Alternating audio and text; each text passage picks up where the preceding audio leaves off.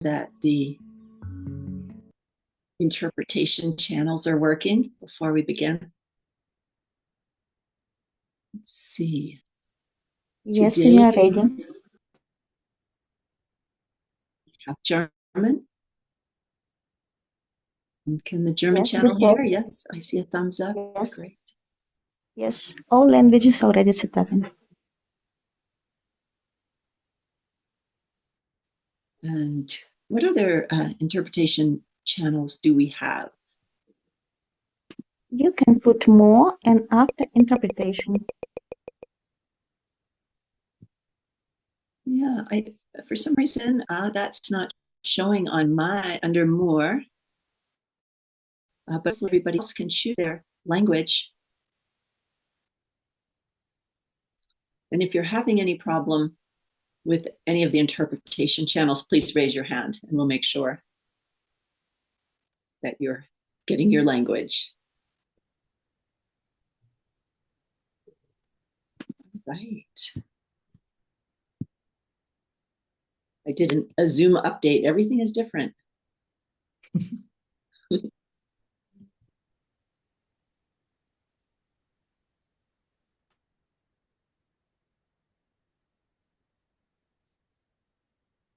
see here. Okay, great. Well, it's time to begin. Can somebody promote me to panelists? Oh, there we go. Good morning, good afternoon, good evening. I'm so happy to be here for this GBOCS program. In this program, we're going to be learning how to apply the deep and sometimes challenging emptiness meditations to our daily life, especially learning how to use them for some of the biggest problems and challenges that we have in the world today.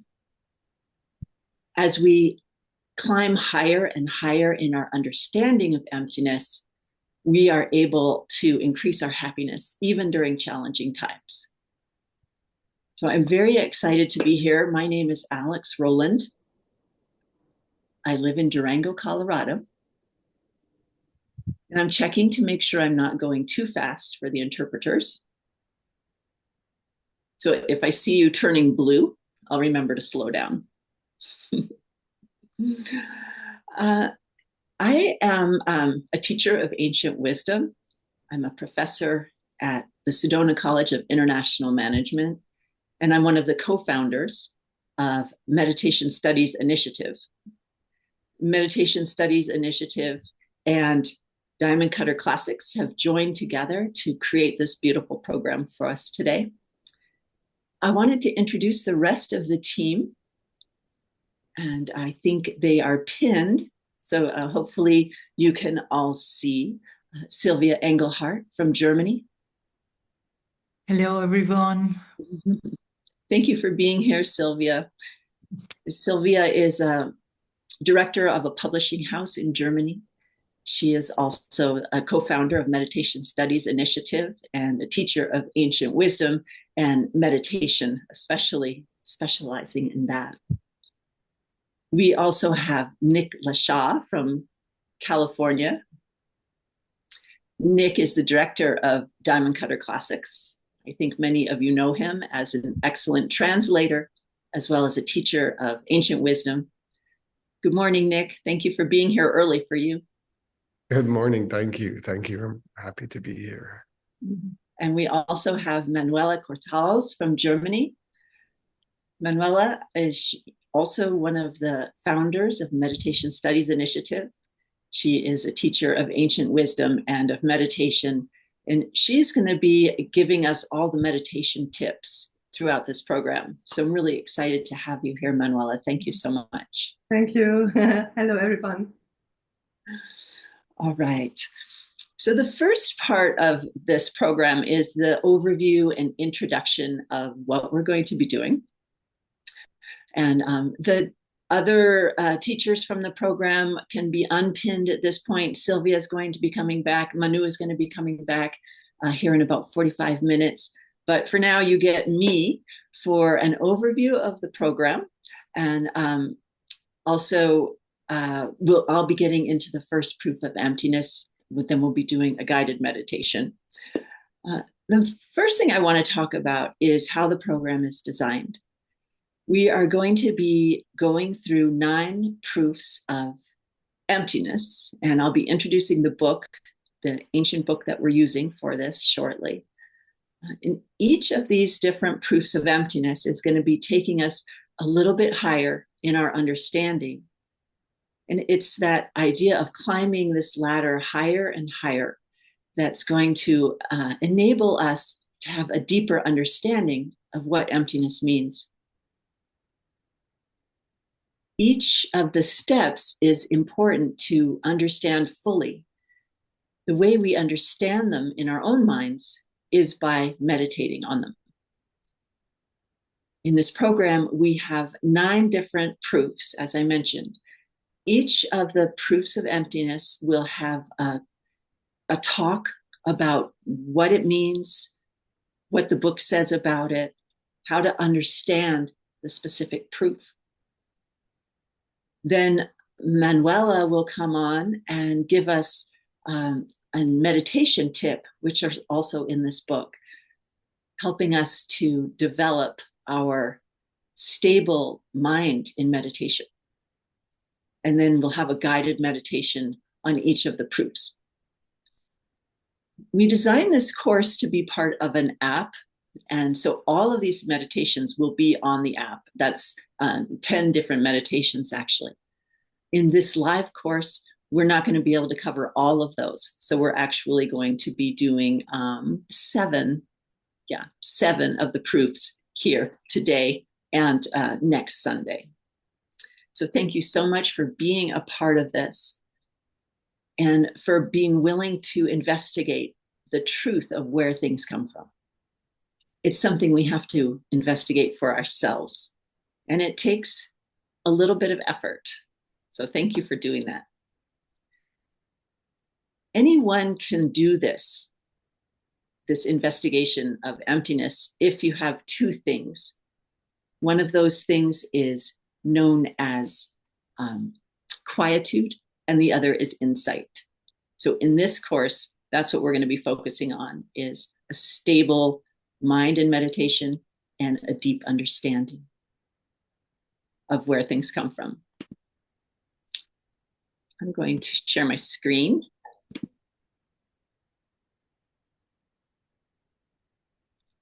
Okay, do you see the slide there? Okay, thank you.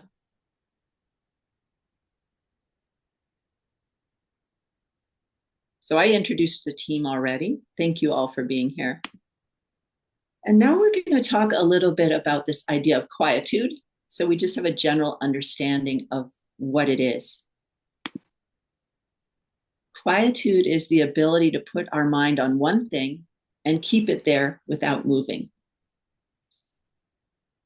In my mind, in this day and age, with all the social media and all of the technology and distractions going on, is very active, jumping from thing to thing. Chicken mind, I've heard that called.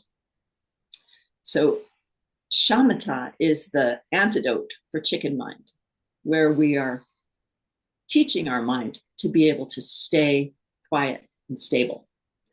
So we'll be working on that throughout this course.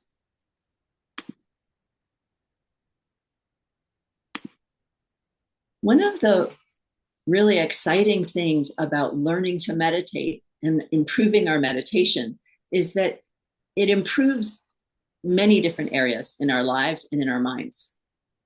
This graph is from a study done in 2022 that looked at meditators over 70 days of intense meditation.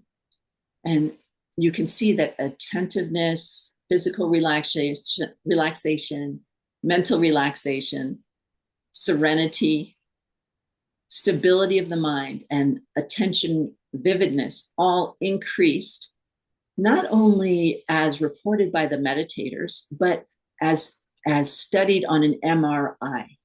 So they were taking images of the brain in this study and saw how all of these things increased. For our purposes of being able to delve into the true nature of reality, we're mostly interested in the last two, the attentional stability and attentional vividness. But all of these other qualities that come from improving our meditation will help us in our life and in our daily life. So in a way, that's a byproduct that we will have more relaxation and serenity in our life as we learn to improve our meditation.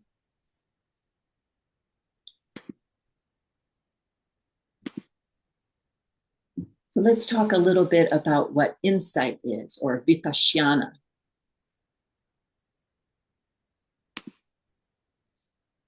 Simply means to watch intensely so that we're able to develop a deep analysis of the nature, the true nature of reality. To be able to do this, we're going to be discussing the proofs of emptiness and then meditating on them so that we can learn how to apply them to our daily life, and so that we can understand them deeply in our own mind. It's very important that we both learn, contemplate, and meditate on each one of these proofs. We combine the quietude and the vipassana together, and that's when we can have a real breakthrough.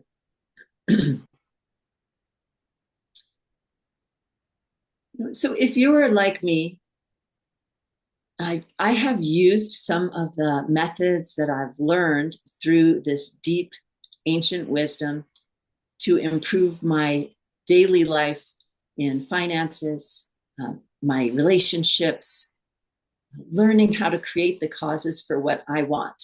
And my, excuse me, my personal life is going very well. But then when I turn on the news, I get really upset and discouraged to see that the world, the greater world, has so many problems and seemingly unsolvable situations going on with conflict, violence, environmental degradation, and difficult financial situations. In our country, in the United States, we're having a lot of really big political problems right now. So we wanted to see how we could get into those bigger problems that seem difficult to solve using the same tools that we can use to improve our personal lives. Insight will give us the ability to make the leap from what we thought was true to something that is actually true. The way we see these big problems in the world is really important to our own personal happiness, of course. We can get taken down by the big global problems in the world, or we can use them as inspiration to improve everything about ourselves, our own mind, and thereby also improving the world, being able to be a contribution. So that's what we want to do in this course. So let me introduce the book here that we're going to be working from, translated by Diamond Cutter Classics. The book is called Emptiness Meditations. And I've put a link here. It's not live, though maybe someone from the team can put the link to purchase this book in the chat. We're not going to be able to cover even a small portion of what is in this book because it has so much in it. So it's definitely important that you get a copy of this book and delve into it on your own. The parts of the book are, the first part is written by Choni Lama Drakpa Chedrup from 1675 to 1748. And that part is the one that's going to have all the emptiness meditations in it. And then the translation team pulled some amazing material from Arya Nagarjuna from 200 AD, Master Kamalashila from 775 AD, Pabonka Rinpoche, 1878 to 1941, and Trijong Rinpoche, 1901 to 1981. And all of these different components in that latter part are about getting our meditation, our quietude, shamatha, deeper. So as I said, we're not going to be able to cover all of this, but from the kindness of the translators, Betts Greer and Geshe Michael Roach, we have access to a huge amount of information here. So let's see. Just checking my notes to make sure that I covered everything that I wanted to talk about here in the beginning.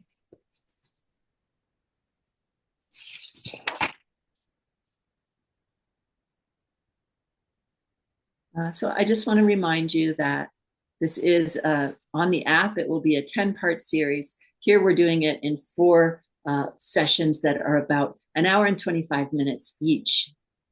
Then we'll be having a 10-minute break in between the session this morning. So the entire session goes for 3 hours. And then we'll do 3 hours again next week, and covering 7 proofs of emptiness during that time. We can't just learn the philosophy. It's not enough to listen to people talk about these ideas. We have to make them our own by thinking about them and by meditating on them. And that's the main focus of our course here today, is to learn how to do these meditations on our own, guided, and also investigating any issue in your life using these these emptiness meditations. We're going to be using quietude and insight to be able to penetrate the true nature of reality. And we're using that to solve global problems. So in this next section that I'm going into, we're going to go into the first proof of emptiness.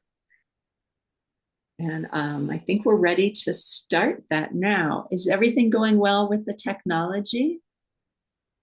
No problems with the sound, or my pace is okay? All right, great, thank you. So I'm going to start out with a quote from our author of the emptiness meditation side of the book.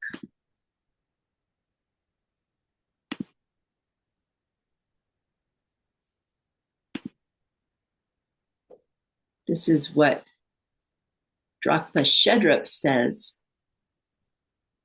And thus it is that all 4 schools agree that the very life of the path for those who wish to travel to freedom is to perceive that things are not themselves.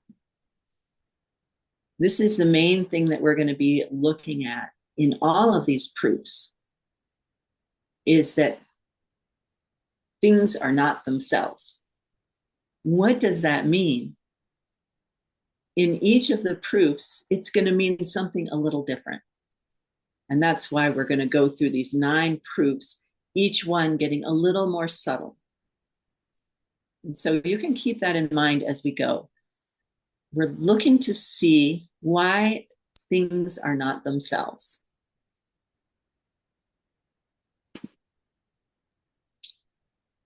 The book that Master Choni wrote, is the official title of his original work, is called Light on the Path to Freedom, an explanation of the steps for developing an understanding that nothing is itself, a view which is the very essence of all the Buddha's teachings. So we can see that the master's goal here is to use these 4 different schools that he mentioned in the previous quote to understand these deep ideas and help us to reach our highest potential. Master Choni was an incredible teacher, and he was a commentator. That means that he wrote compositions on all the different subjects in the ancient wisdom, over 250 compositions. His specialty is making difficult ideas easy to understand. So we're very fortunate to have his help in going through these proofs. He didn't invent these proofs or come up with them himself. They come from the tradition, he says, of Tsongkhapa, Tsongkhapa, and Tsongkhapa's main students, Gyaltsab Je and Kedrup Je. So that's the tradition of where these emptiness proofs are coming from. One of the first things that the book does is a dedication. And he dedicates the book to wisdom, indicating to us that this book is a deep dive into emptiness. So the first step in our ladder is from the detailist school.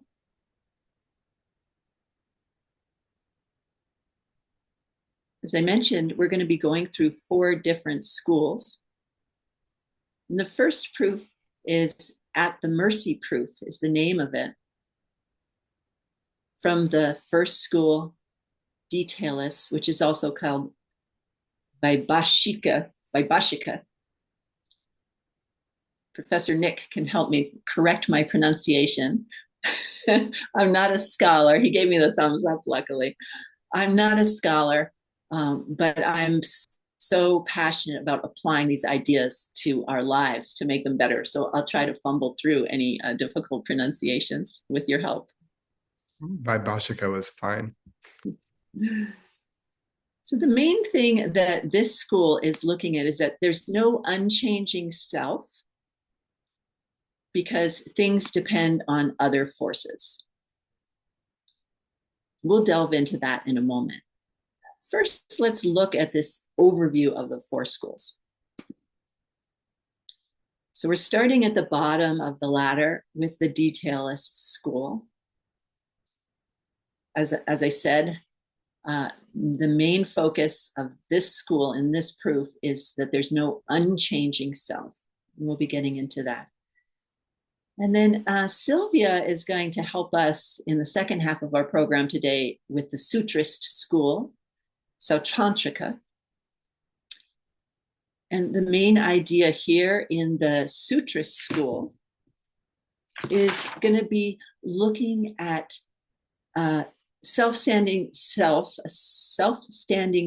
trying to find it.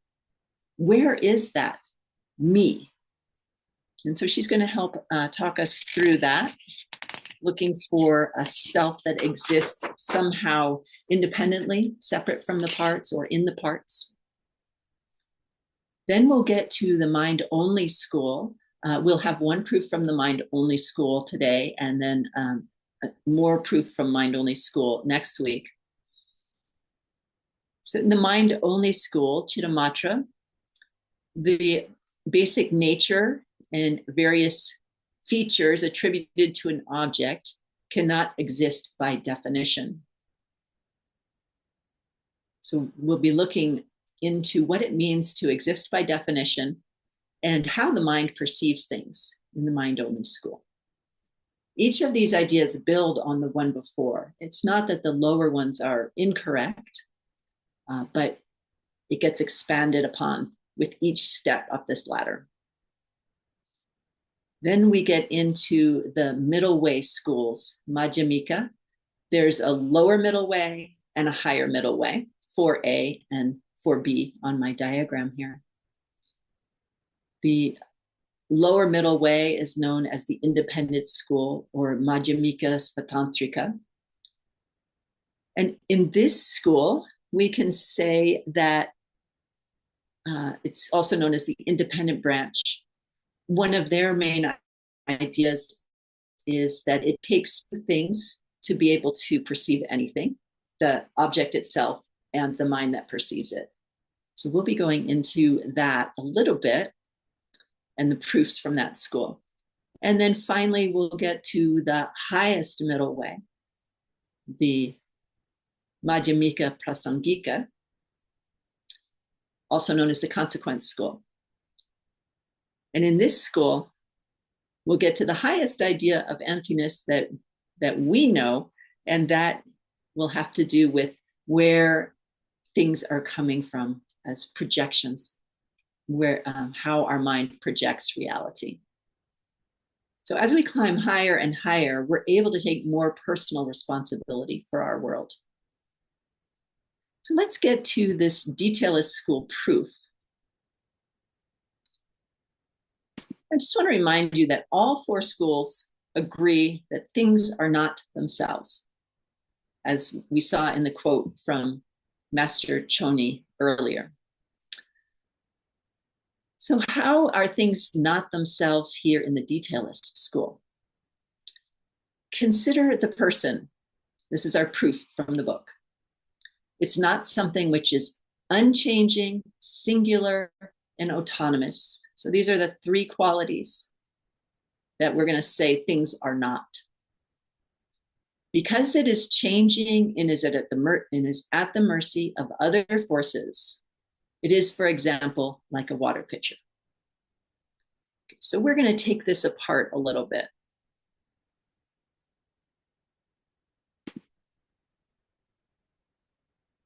This proof has the classic 4 parts of a proof. It has the subject matter. That's a person in this case. So we're looking at the emptiness of a person. And then the assertion, which is that it's not something which is unchanging, singular, or autonomous. And then the reason, because it is changing and it's at the mercy of other forces.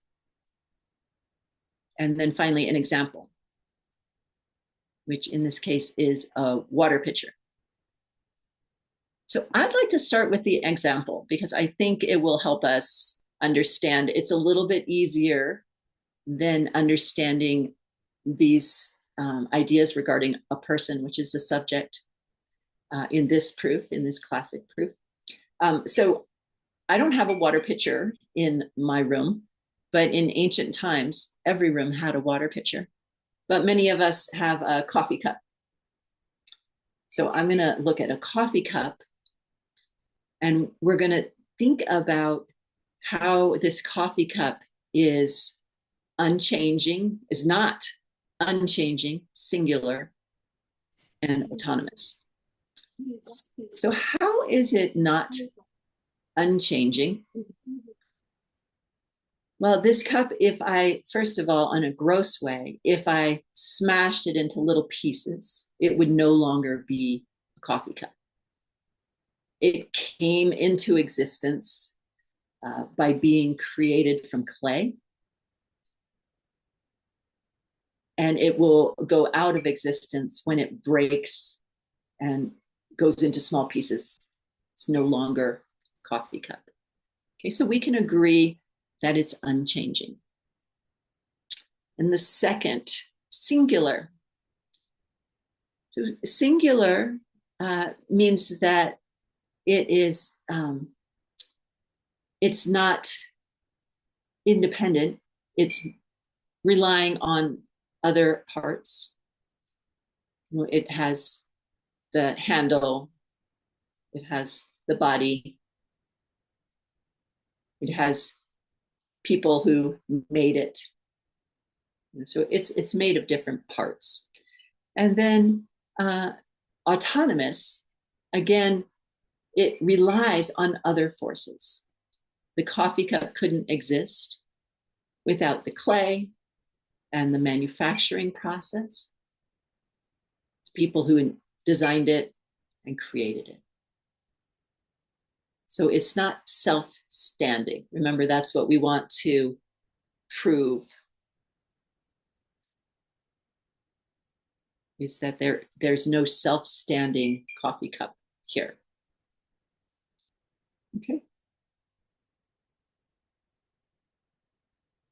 So I think that this proof is fairly easy to understand, that the coffee cup is changing. It applies also to ourselves. We are constantly changing at the mercy of other forces.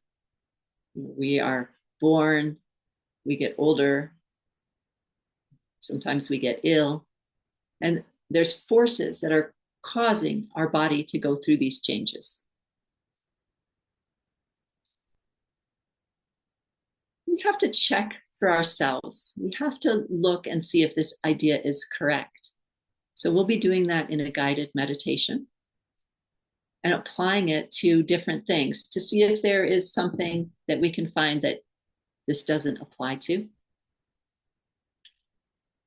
Logic is important because we can prove things to ourselves. Just hearing somebody else tell us that something is empty doesn't help us. We have to understand it in our own hearts. And so that's why logic is important, and we're going through these logical proofs. We have to check if it matches our own experience. We're going to be applying this proof to something very specific in a moment. But there's one more part that I'd like to reference from Master Choni before we go on. And that is what he said about this proof. He asks, or we want to know why. Why is something unchanging, singular, and autonomous? So going a little deeper into that, he says the reason is because the parts of a person are things that start and stop. As I said, we're born, we get older, we die. And then he says that they are at the mercy of our past, of the things that have happened in the past, and our negative emotions. So even in this lowest, most simple understanding of emptiness, we're already starting to see that we have something to do with how things are changing. It's not independent from what we've done in the past. So in each proof, we can look at this more deeply. But I thought it was very interesting that he said that it's one of the forces that everything is at the mercy of is our own past and our own negative emotions. So I'd like to apply this today in our guided meditation, which we'll be doing soon, to an environmental problem. That's the example that I'm going to be using in the guided meditation. So we can think now about something around you in your country, in your area, or that you see in the world that's upsetting perhaps you or makes you sad. For me, species going extinct is something that really triggers me and I get upset about. So pick something. It could be pollution. It could be the climate change, if you're seeing climate change going on in your country, weather events. What makes you feel upset and helpless? In all of our guided meditations, we're going to be using something that upsets us or disturbs our peace of mind as a trigger to look deeper at that thing. In the United States, back in the 60s, there used to be a lot more pollution in the United States. And the example that I have is that there was a river in Ohio. The name of the river is the Cuyahoga river, and it repeatedly caught on fire. So the people in the Cleveland area had so much pollution in the river that it would just flame up and be on fire. But the United States government started a branch called the Environmental Protection Agency. And for the first time in the United States, they started regulating pollution and cleaning up some of these problems. So I bring up this example because what I want to look at is things are changing, but they're not always changing for the worse. When we see a problem with the environment, I often feel like things are just getting worse and worse, and it's going to end in total destruction of the ability for the earth to support life.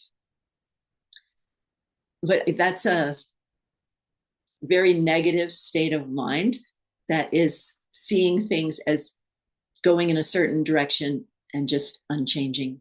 You know, it's terrible and there's nothing I can do about it. But if we look at how things change, logically, we can see that it's possible for things to get either worse or better, or we really don't know what's going to happen next. And with Master Choni's indication that it has to do with our actions and negative emotions, negative or positive emotions, we see that there is something that we can do, that we don't have to give up.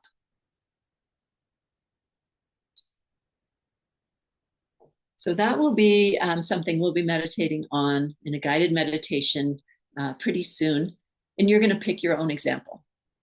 So you can start thinking about, you know, what upsets you about the environment. Things could get better or things could get worse. You know, another example of that is fossil fuel with pollution coming from cars. Seems like there's so many cars, so much pollution.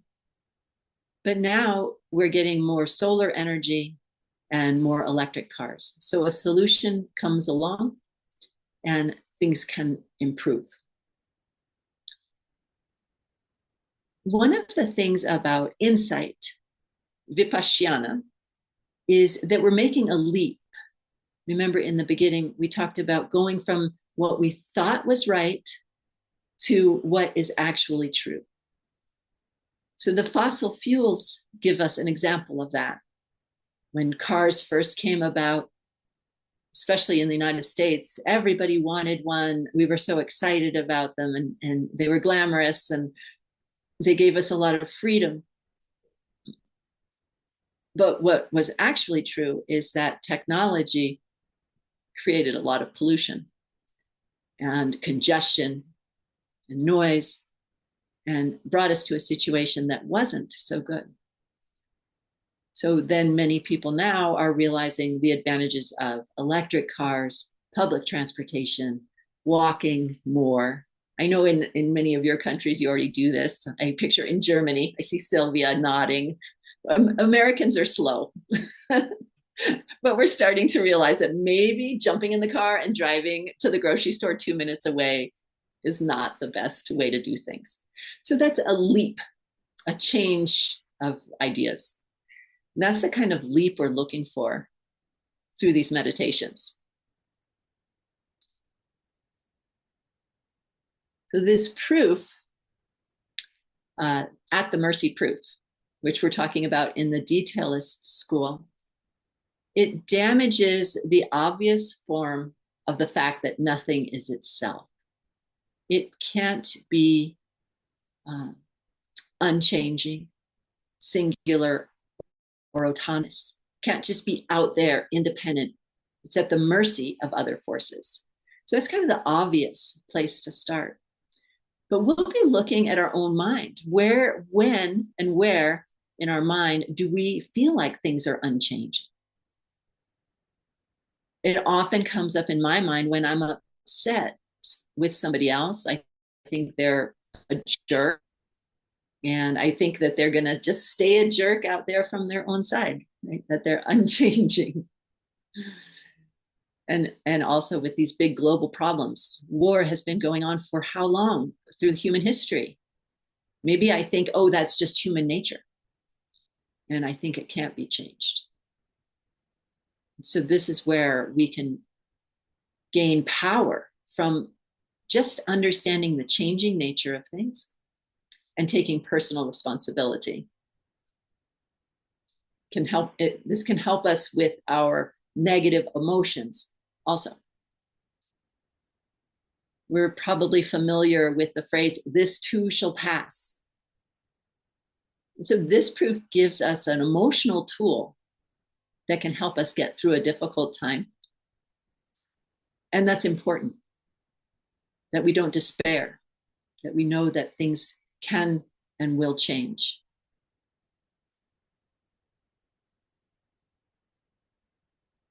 But it's going to be important to go higher into more subtle ideas of where things are coming from so that we can make more impact with all of the choices of what we do with our thoughts, our words, and our deeds. So this proof helps us. Another way I feel like it helps me personally is the idea of this idea of serenity, of knowing what we can change and what we can't change. The serenity to accept the things we can't change is a quote from a tradition here in the United States. And you know, what we can't change is what's happening right now in the moment. But what can we change? To have the strength to change the things we can change. And the wisdom to know the difference. So we can change the future. And so this proof gives us a lot of hope for that. Master Choni comes with another quote. I don't remember if I put it on the slide. Let me check. No, I didn't put it on this slide. So I'm just going to read it to you. And he says, "It doesn't help much if you spend a lot of time arguing about it as philosophy. That is, if you just limit yourself to words. Rather, you should try to perceive for yourself the different flavors of no self that people like this are actually seeing." So he's saying we want to get into the mindset of this detailist school and see what they saw when they came up with this helpful idea. And then he goes on to say, you can use the descriptions you find here in this text to help you. So in each of these proofs, he's giving us a tool to see what they saw in these different schools.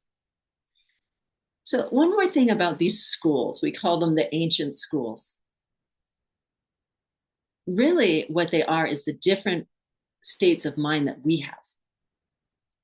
Where is our mind now? Can we even bring it to this first school, the detailist school? So at any given moment, our mind might be have no correct view, just be stuck in conventional thinking and feeling despair about these big challenges in the world. Or can we start climbing the ladder and bringing our mind up to a higher and higher level of thought? Think of the schools as states of your own mind, your own ability to analyze where things are coming from and looking for this lack of something that's self-standing. So in this first rung of the ladder, just to recap, the understanding of emptiness is the idea that there is no self that is unchanging. And this helps us to know that we can improve things and to start taking responsibility, personal responsibility for improving things in the world. Our small actions make a big difference. So next, I'm going to invite Manuela to come. You can pin Manuela, and she's going to be giving us the first technique from the technique of meditation side of the book. And then we'll be using this technique in our guided meditation. Manuela, thank you so much. And I'm turning it over. Oh, you're giving us the first two techniques, I believe. So I'm turning it over to you. Thank you. Thank you, Alix, for this beautiful session. Hi, my name is Manuela Kortheitz, and I'm really truly happy and thrilled to share with you some powerful meditation techniques rooted in such a profound and transformative book called Emptiness Meditation by Joni Lama Dragpa. And especially this course, High Dive into Happiness, gives you a strong foundation in meditation techniques inspired by these ancient wisdom. And the tools you learn in this course come from the teachings by Pabongka Rinpoche, who lives from 1878 till 1941. And his best known teaching was shared in a book called Gift of Liberation, Thrust into the Palm of Your Hand. We also draw from the teachings of the Indian master Kamalashila, who lived around 775 AD. And his book, Stages of Meditation, has been passed down through generations, and many, many great teachers in our tradition have built their entire practice on this text. Yes, and few have shaped meditation more deeply than Master Kamalashila. In Tibet, he was invited to defend the traditional view of meditation against a popular but mistaken approach. Because some believed that meditation meant stopping all thought, and especially that emptiness means thinking of nothing. And as we can gather from Kamalashila's teaching, this approach would be useless, even destructive, in our true task of understanding that the world doesn't come from its own side, but from how well we serve others. So finally, Kamalashila won the debate, and his approach became the foundation of meditation practice in Tibetan tradition. And at the heart of his teachings are two essential qualities of the mind, which are the core of transformative meditation. And Alix just mentioned them. This is quietude, the ability to place the mind on one object and remain steady there.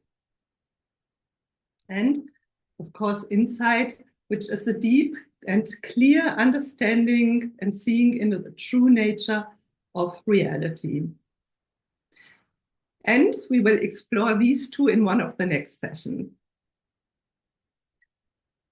So before Alix guides you through your first meditation today, it's important to build a strong foundation. And this means learning two key things.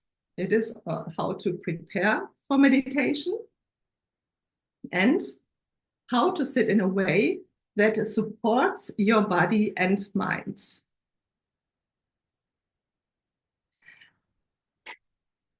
And let's begin with the first step, how we prepare for meditation with the preliminaries. And these preliminaries will help you build a strong foundation for your meditation. And the steps may be a little different from what you've heard before or learned before, but today I invite you to explore them with fresh eyes. So I want to share a slide.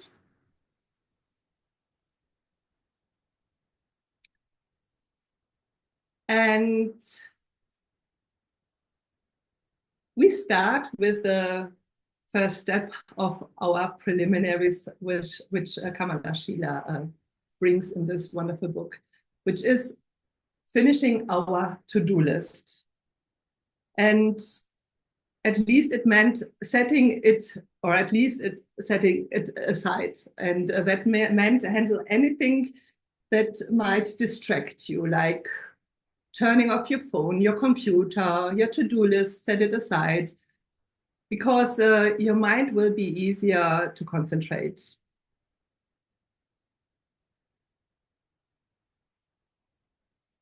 Next, you can choose a quiet and clean spot for your meditation. And this means especially that you take care for a really nice setting. You set up your space and you make it really nice. And this will help you to settle your mind more easily. Then recall your motivation and cultivate compassion. And in this step, you can ask yourself, why am I meditating? Because when your motivation includes the well-being of others, it opens your heart and your practice becomes more powerful. In the next step, just take a moment to think about someone you really look up to. It could be a teacher or a mentor, someone you deeply respect. And then think about their great qualities and imagine letting those qualities grow in yourself. In the next step, you are invited to make small offerings to your mentor. And this is a really powerful way to strengthen your meditation and your motivation, of course. You might set a small table with a beautiful image or add some beautiful flowers or any object you hold holds meaning to you. And when you make these offerings, you can reflect on these qualities they represent for you.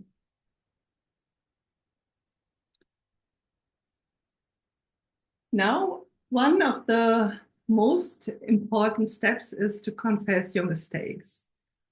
And here, just take a moment to reflect on any regrets or unskillful actions you made in the last 24 hours.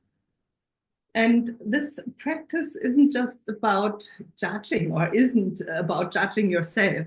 It's more about cleaning away the mental obstacles that disturb your meditation, and it helps your mind become more calm and clear.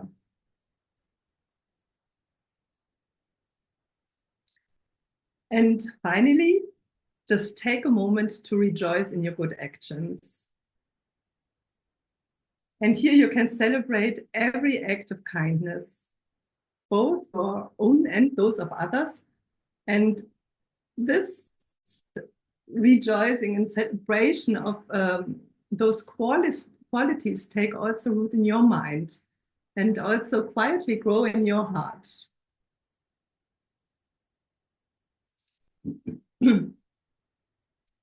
So that now that we have set the foundation, we can turn to another important thing, that is how your body supports this process in meditation, because it is important to understand that the body and mind are deeply connected. And therefore we have a look on the correct posture, and especially the 7-point posture of Vajrayana, which is sometimes also called the 8-point posture, because the breath is included as the 8th point.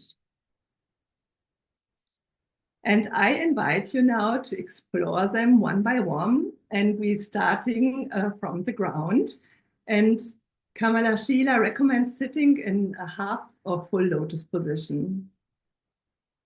If that's not possible for you, we suggest sitting on a chair with your feet flat on the floor. Because the most important thing is to be stable and comfortable. without pain and distraction. And once your legs are settled, just bring your awareness to your eyes. In this step, you can soften your gaze toward the tip of your nose, or you are invited to gently close your eyes. And if you start feeling sleepy in your meditation, just open your eyes a little bit so that you don't fall asleep in your meditation. In the next step, we bring our attention to our spine. Keep it just upright and relaxed, and we suggest gently pull your navel inward and lift slightly to support your lower back. And with the spine aligned, make sure to sit with your shoulders parallel to the floor.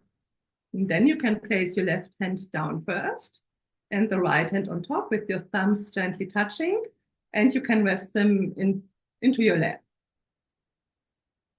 In the next, in our next step, we bring awareness to our head. And let your head align naturally with your spine, as if a thread is gently lifting the crown upwards.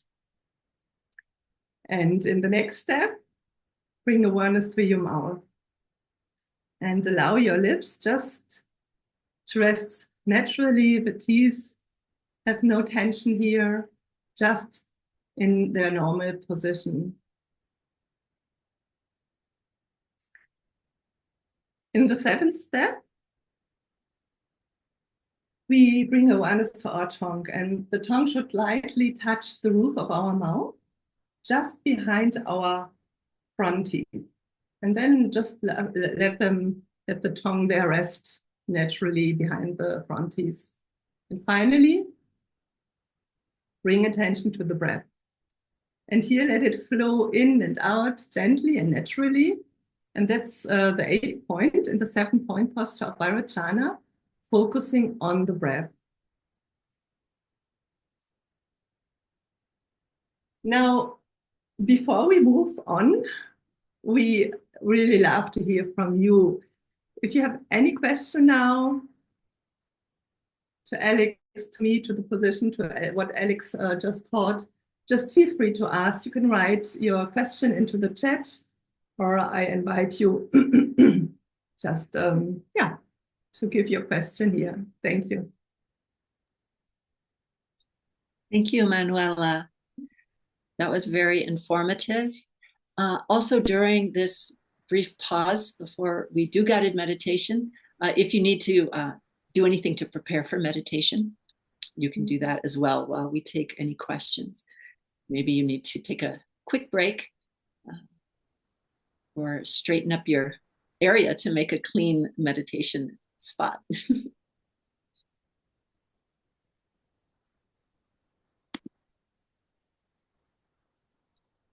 We're looking in the chat to see if there's any questions about what we're doing, anything that you need clarity about before we meditate. Manuela, one thing that I would have liked to have mentioned earlier, which I forgot to, so I'll mention it now, is that in each meditation, we will be looking for what's called the GBOCS. I'm not going into the GBOCS too much right now. In later sessions, we're going to be doing that. The GBOCS is the thing we deny. It's, in this case, something, an object or person which is unchanging. So in each meditation, we'll be looking for that in our mind. As I mentioned, where in our mind do we think there's an unchanging thing? So I just wanted to bring up that word because it will come in the guided meditation. Thank you. Okay. If there's no, go ahead. No question. I just have had a look on the chat. There's no question so far. Okay, great. Well, what we'll do then is we'll have a little bit more time with the guided meditation, which is wonderful because we're going to be combining 2 meditations here into one, and we have quite a bit to cover. So I'll give just 1 minute for people to come back if they were needing to take a break. And then we'll start. And after the guided meditation, we do have a 10-minute break. So if you need to get a quick snack or anything, you'll have more time for that in a moment. Thank you so much, Manuela, for the meditation tips. And we'll be applying those here very shortly.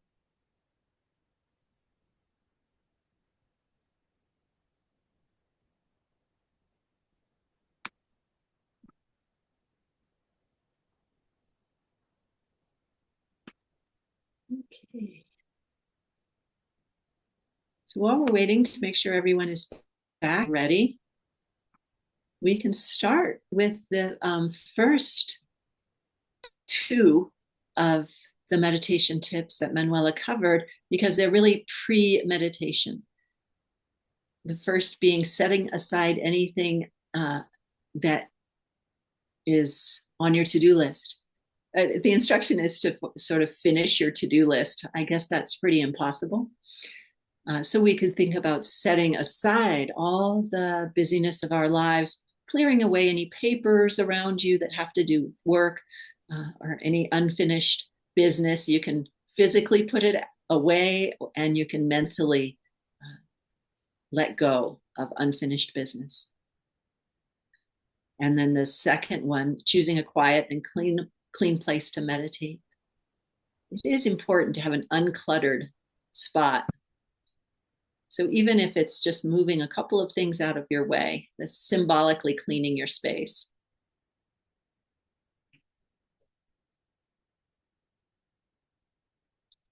Okay. So let's prepare for the next steps of meditation. Once you have a clean spot, we'll be going through the preliminaries, and I'm going to insert the posture practice into the preliminaries. So we'll start with the preliminaries, and then we'll focus on the posture before we finish them. So we're going to be finding a comfortable seat.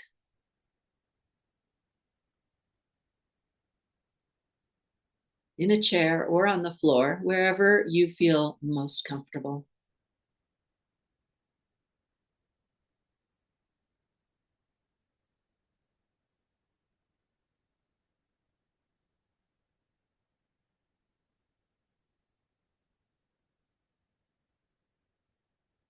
If you're in a chair, your feet are flat on the floor. And if you're sitting on the floor, please make sure that your knees are below your hips. Sometimes that means you have to get up on a little higher cushion.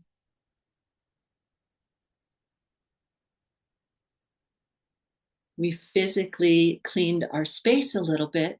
Let's just take a moment to mentally relax the mind, knowing that this time is for yourself. No need to plan anything or worry about any of your problems in life. Just let this be time to nourish yourself. Clear space.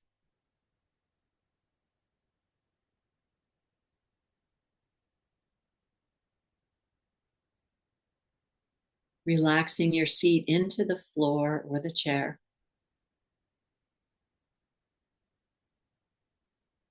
Check that your eyes are soft. Skin around the eyes relaxing. And either gently closing your eyes, or if you feel sleepy, you might try leaving them a little bit open to let in some light.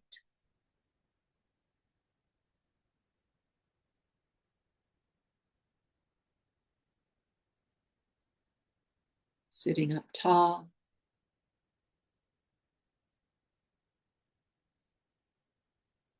Checking that your shoulders are level, right to left. Maybe draw them up, back, and slide the shoulder blades down the back, letting the heart open.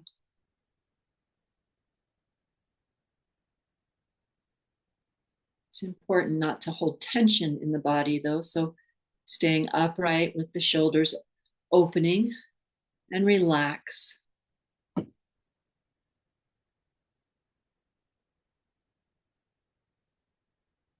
Check the balance of your head, right to left, forward and back. You can move your head around a little bit. Just finding the middle place where you need as little effort as possible to keep the head balanced.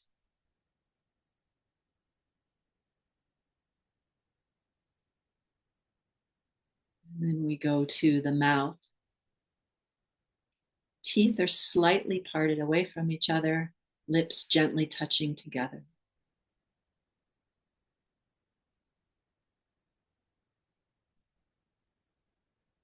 Tip of the tongue resting behind the top front teeth, releasing the palate, tongue relaxing down.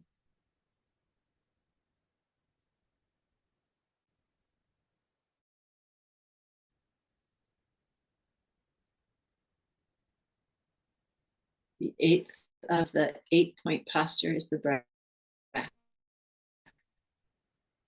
So now, just noticing how your breath is flowing.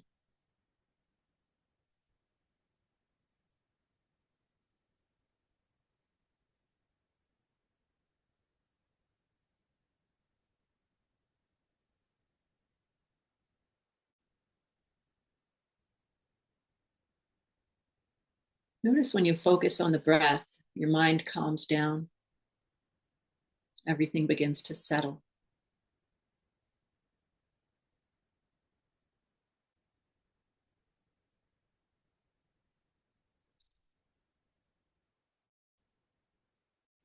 We're going to work on our quietude by focusing on the breath. Breath is your object in this part of the meditation. Try to feel it at the tip of the nose, a small point.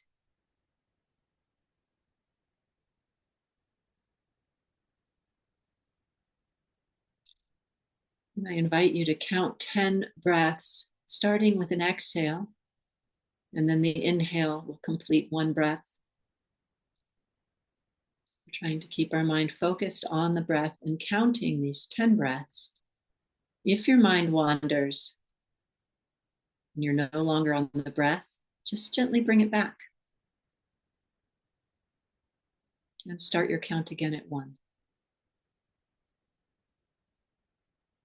If you reach 10 before I come back to you, please just start again at 1. You can do more than one round of 10.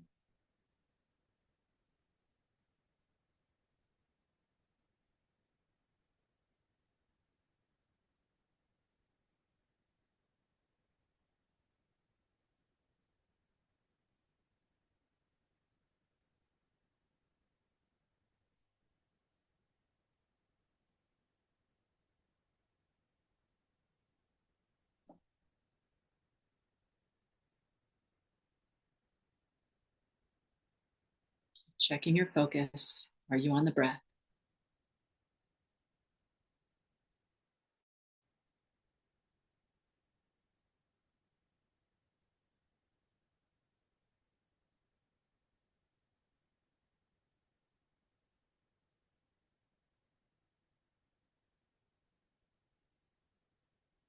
If your mind wanders, gently bring it back to the breath.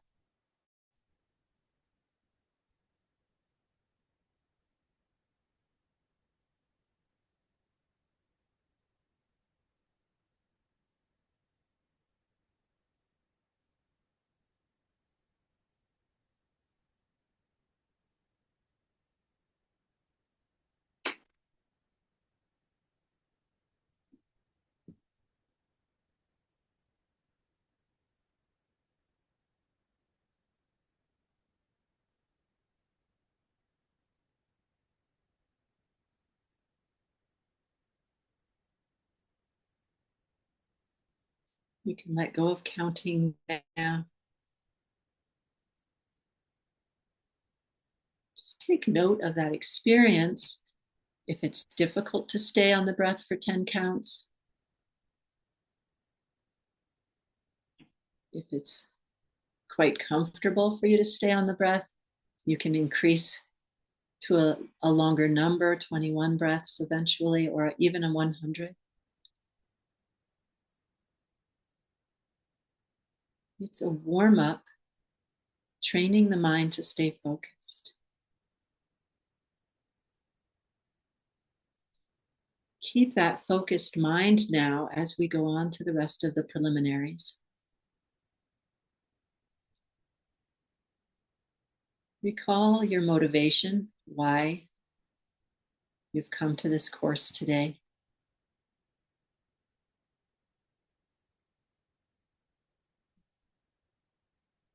What is it that you would like to accomplish through improving your quietude and your insight?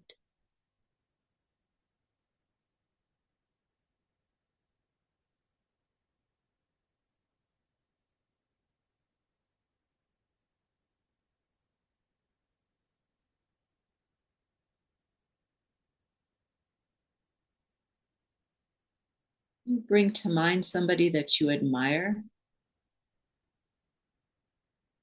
Maybe someone who's helped you a lot in your life. It can be a parent, family member, teacher, someone who taught you things in your job.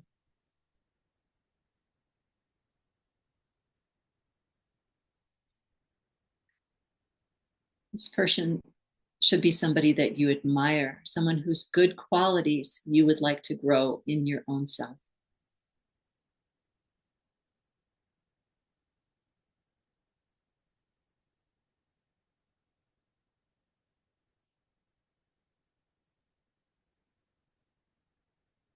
Once you've chosen someone, picture them sitting in front of you with your visualization.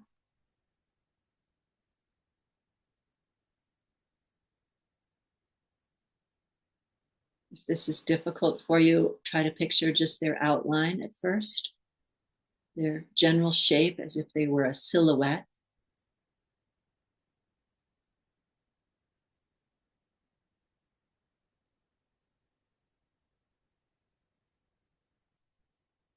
If you're able to picture more detail,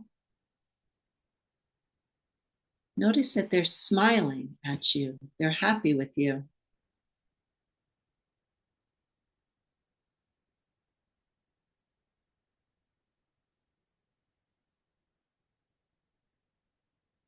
And as you gaze at them, you feel their good qualities radiating from them.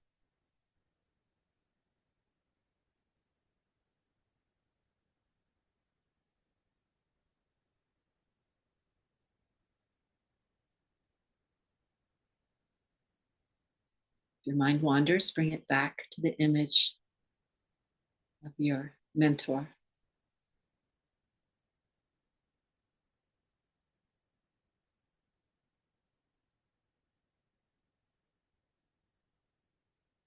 You can make them a small offering in your mind, maybe some flowers.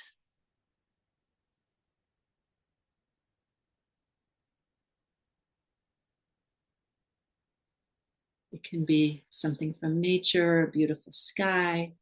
It can even be your own practice.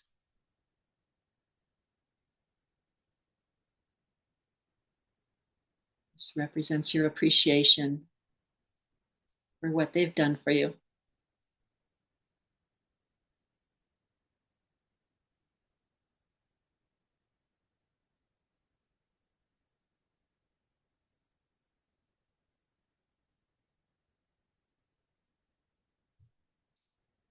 To have a good meditation, we want a clear mind. And so it's helpful to make a small confession of something you've done recently that you regret.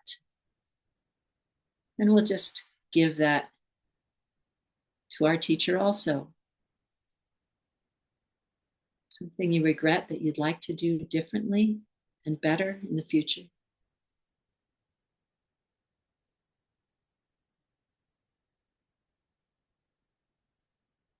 Maybe it's something that's blocking you from developing the good qualities that you want to develop in your life.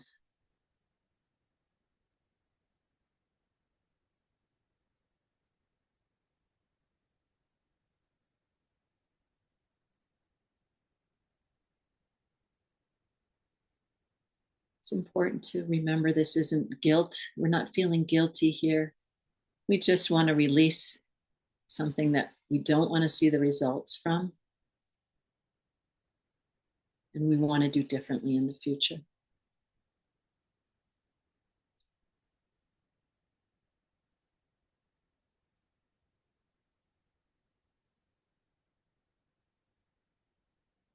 Be happy about something that you've done recently that helped you or others reach their goals, have a more joyful life.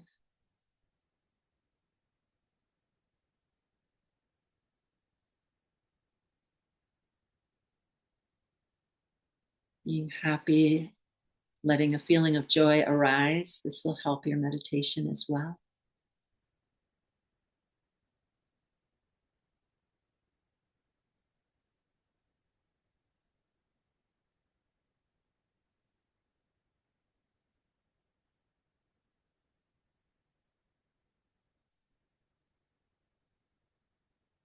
Bringing that happy feeling and your sharp focus to our first contemplation, which is going a little bit deeper into why you're taking this course.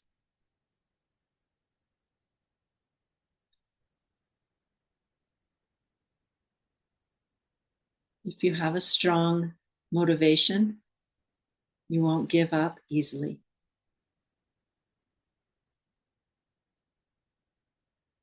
Think back to when you first heard that this course was going to be offered and what made you want to come here today.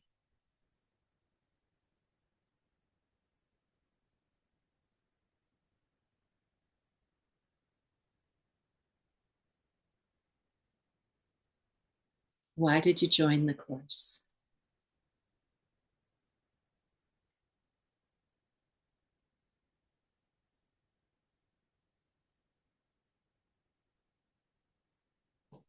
And what do you want to learn or improve about yourself through these emptiness meditations?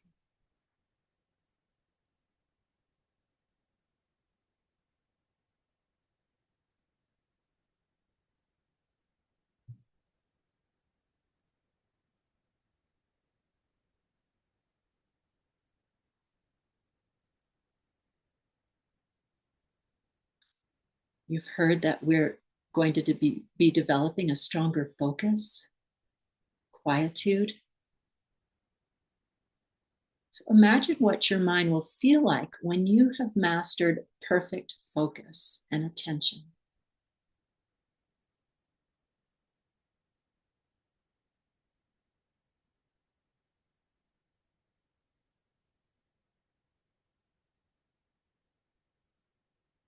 Just try to imagine that mind bright and focused.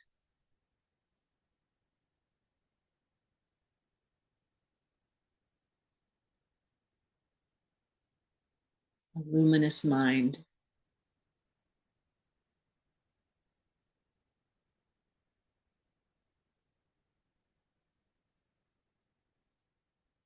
And how about the second quality of insight?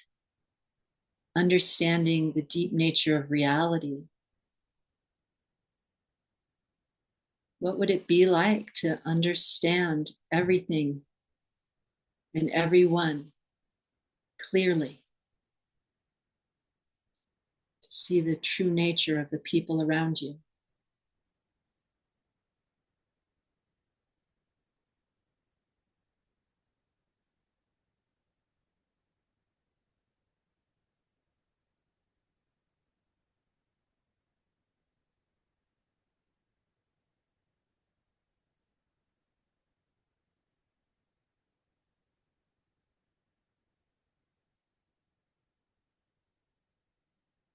Those are your motivations that you can recall if you feel discouraged or too busy to meditate. Now we're going to switch our sharp focus to the proof at the mercy proof. Take a moment to think about the biggest problem you see in the world that has to do with something in the environment.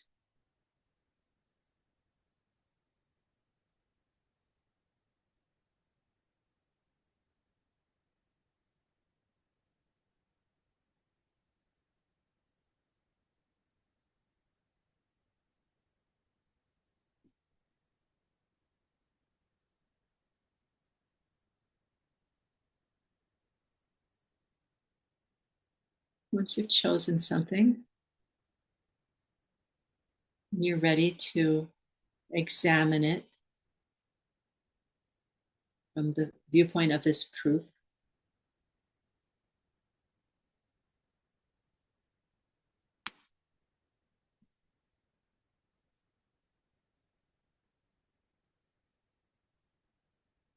Consider if this problem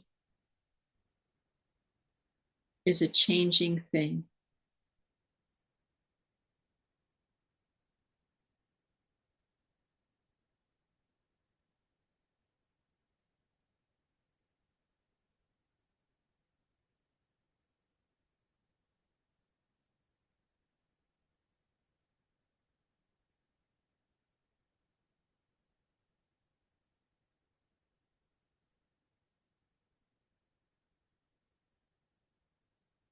Do you see this problem is getting worse?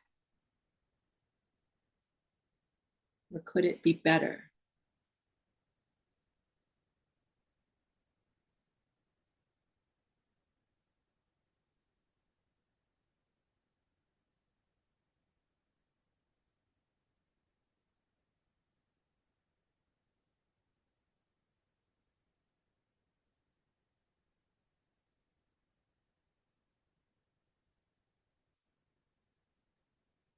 Consider if this environmental problem is singular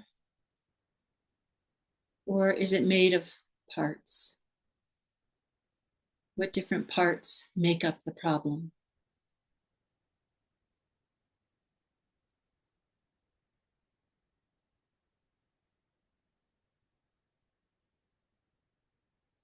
Consider all the parts that you can think of.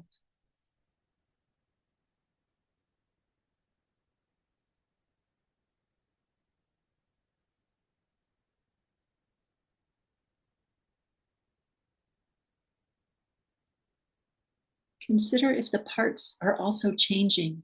Are they changing things?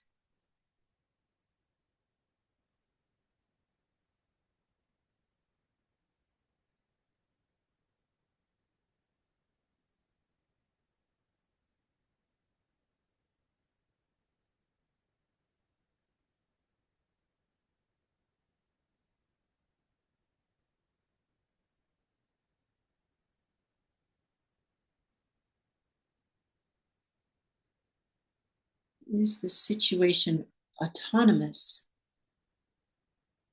Or is it at the mercy of other forces, depending on causes and conditions?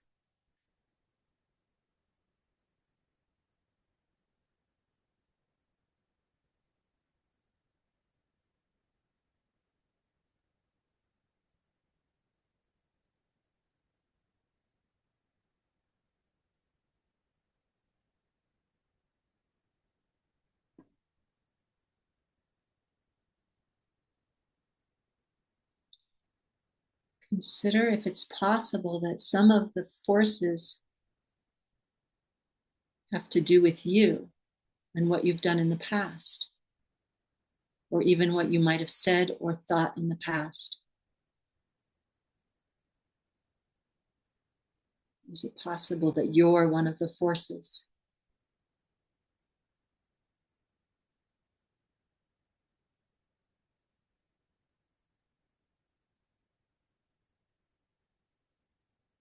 maybe even our own negative emotions, could be a force in this environmental situation.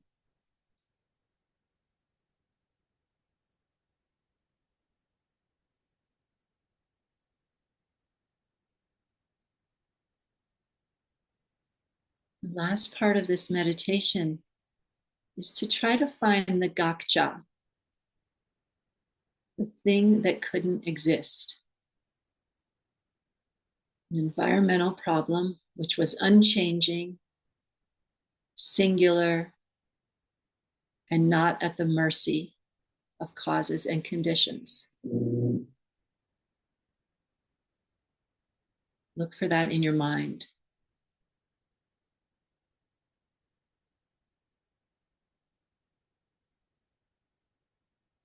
If you find it, cancel it out. You know it's impossible.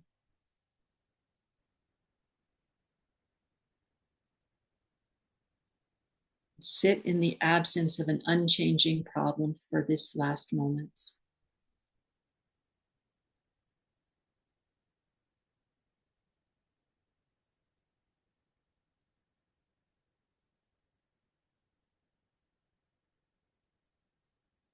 There is no unchanging situation out there.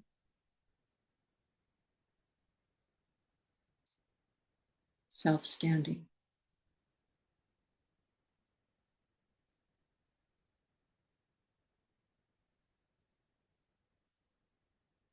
Because of that, we can change what's going on in our world in the future.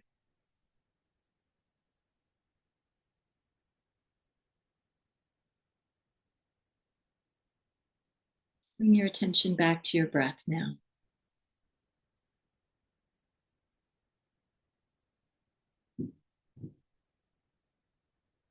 With each long, relaxed exhale,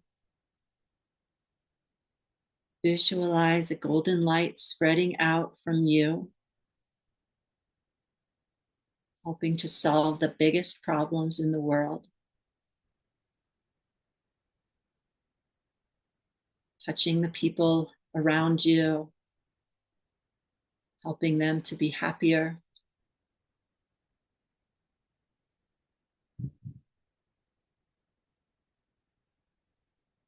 You can dedicate your effort in this meditation to seeing happiness in the world.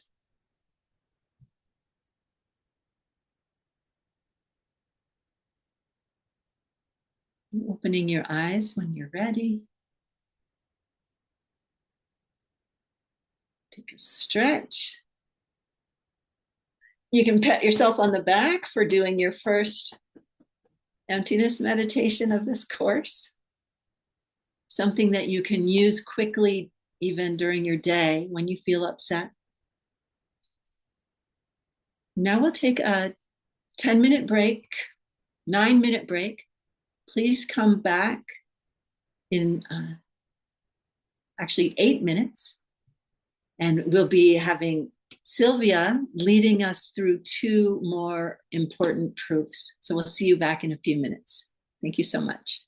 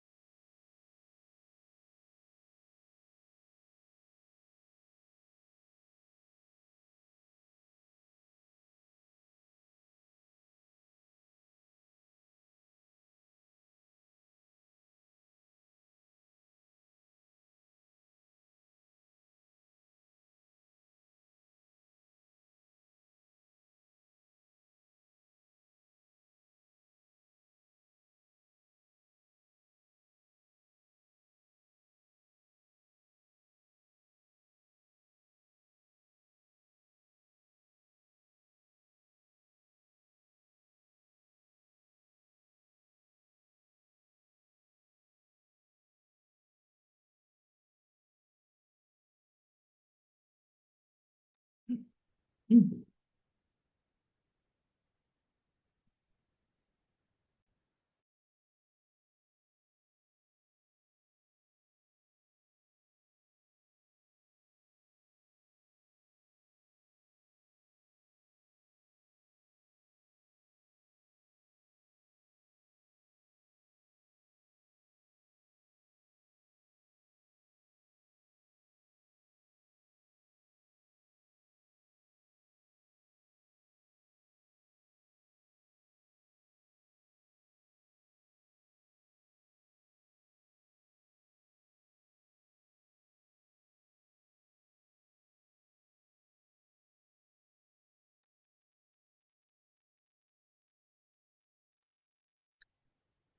Everyone is finding their way back to their computer.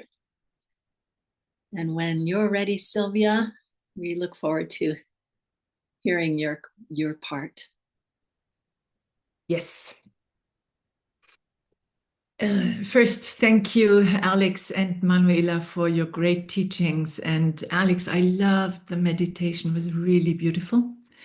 And I'm looking forward to the next meditation that Alix will lead in about 1 hour. So thank you for joining us. And thanks to all the translators and staff members who are helping with this event. It's always more work than it seems. I'm Silvia from Germany. I'm co-founder and trainer of MSI, the Meditation Studies Initiative. And I'm a senior wisdom teacher. In this session, we talk about first the second of the 4 schools. First we talk about the second of the 4 schools. The Sutrist school, or Sautantrika, and their idea that there is no self-standing self that is separate from the parts of a person, nor is it one and the same as its parts. And we'll explore what this means for us. It's our next step, obviously, on the ladder to happiness, because every time we cancel a wrong idea about how we exist as a person, we come closer to the truth of how things really work. But first, let's recap very quickly some of the things we have learned so far. Because the higher we want to go, the stronger the foundation should be. What do you remember? What was the central idea from the detailists, the Vaibhashika, that Alix explained to us? Please write in the chat.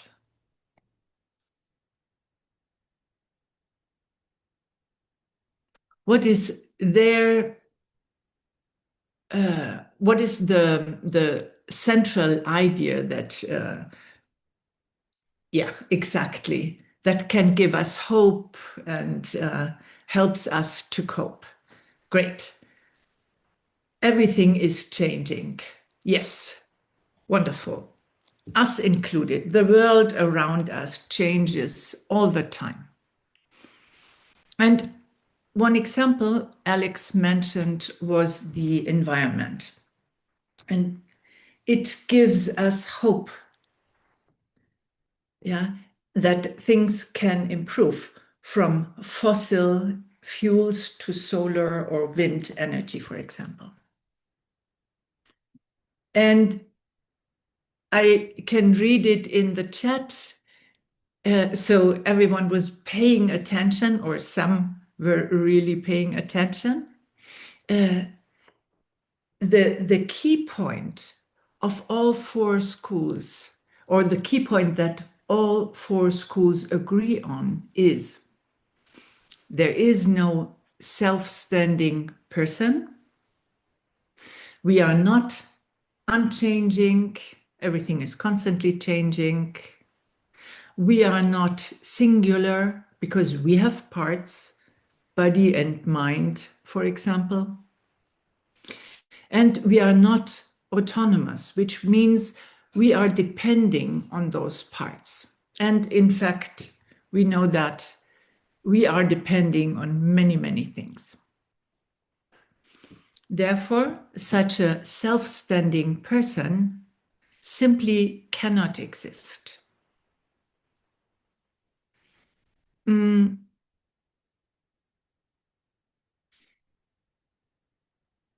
The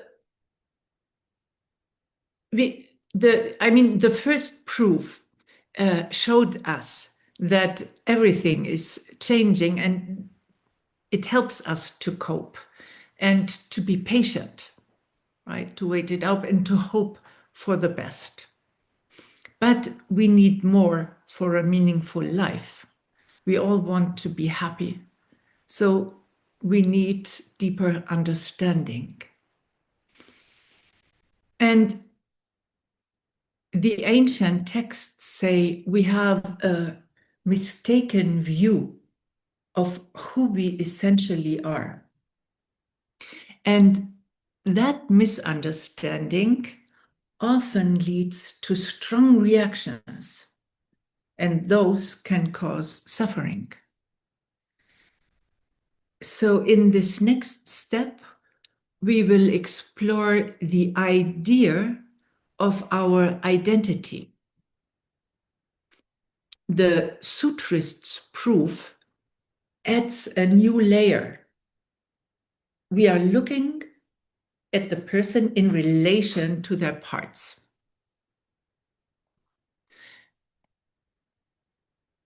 On this second step of the ladder, we pinpoint the troublemaker.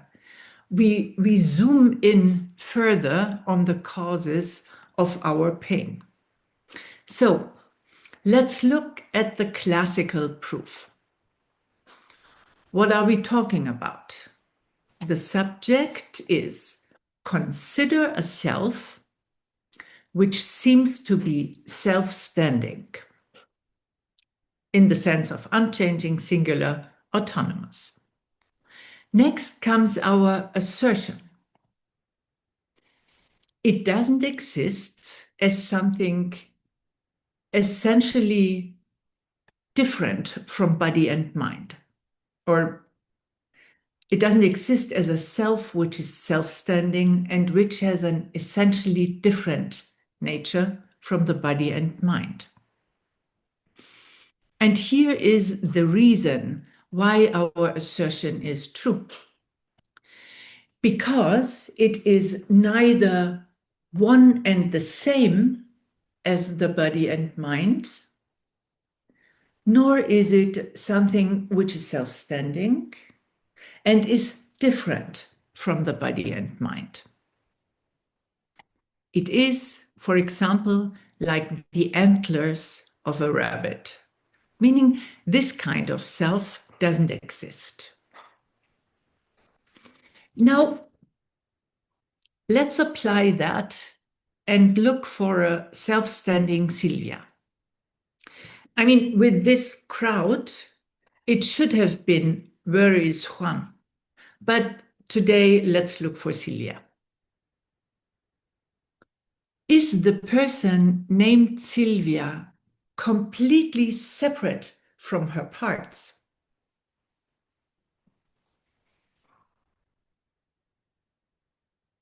No, that's ridiculous. This person, Sylvia, is not essentially separate from her parts.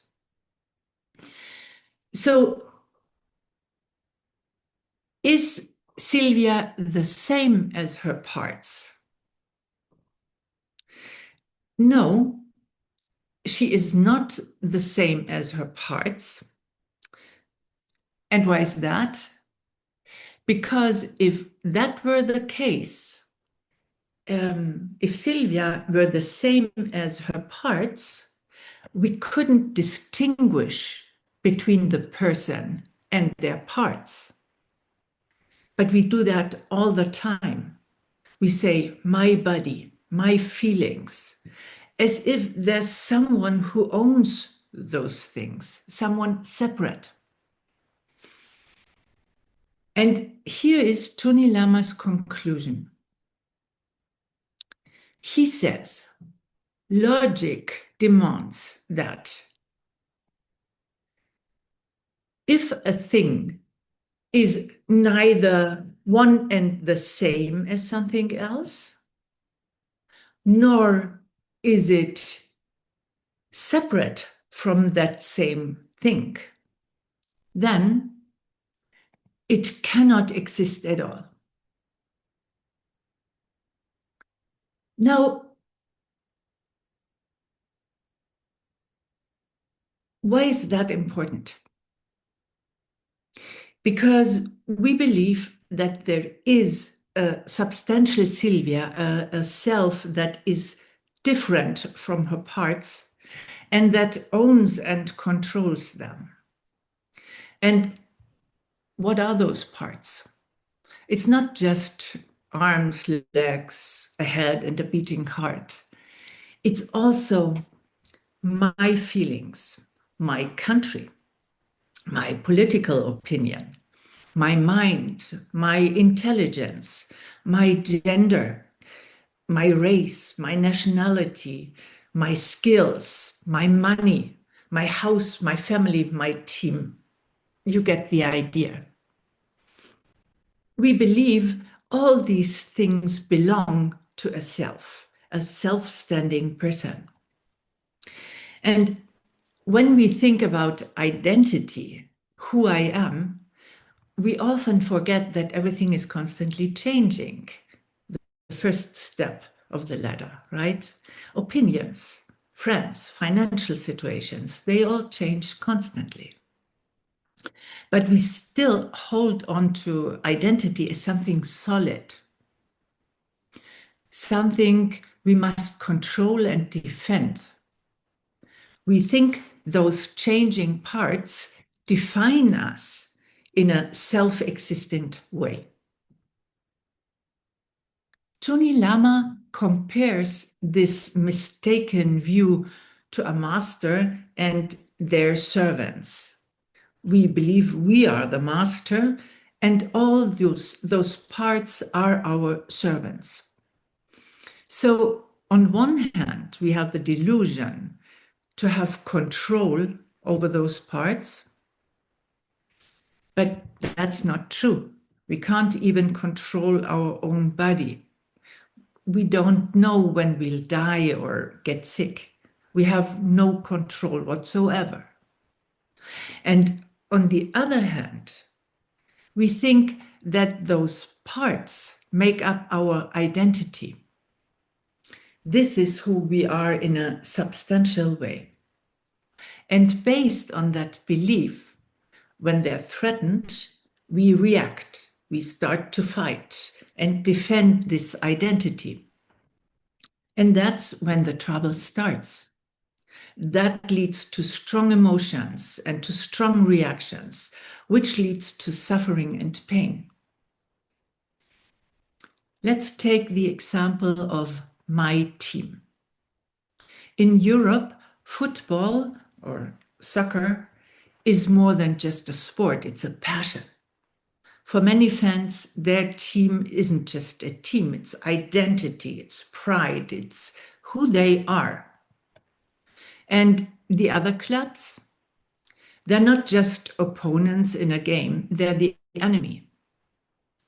That mindset, us versus them, can quickly turn into anger and sometimes even violence. When rival teams clash, tension runs high, right? Fists fly. It's no longer about the game, it's about identity, territory, emotion. In June, like 3 weeks ago, there was the Champions League in France. And after the final match, just 3 weeks ago in Paris, it was, there were 2 people killed, nearly 200 were injured, and almost 600 were arrested. It's about identity, territory, emotion, us versus them. So this identity is the gaksha. What's the gaksha? Something that doesn't exist, but we believe it does exist. And that belief causes a lot of trouble. So the sutrists show this solid, separate, and self-standing self can't actually exist in the way we think it does. It is the gaksha of our proof. We believe things happen to us, to our body, our mind, our team, our world. But we don't see that we're the ones making it happen through our thoughts, words, and actions.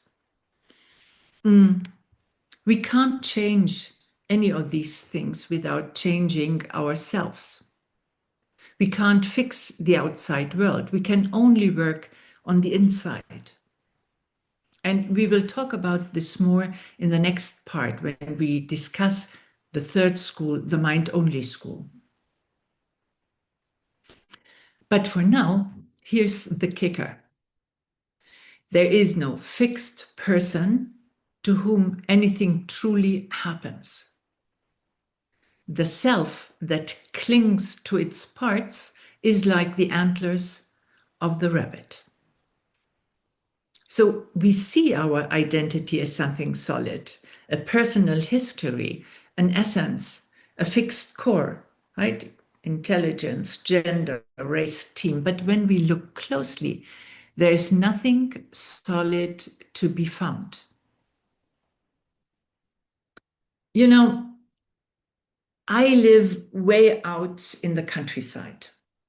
Meadows, forests, rivers all around me. It's incredibly beautiful.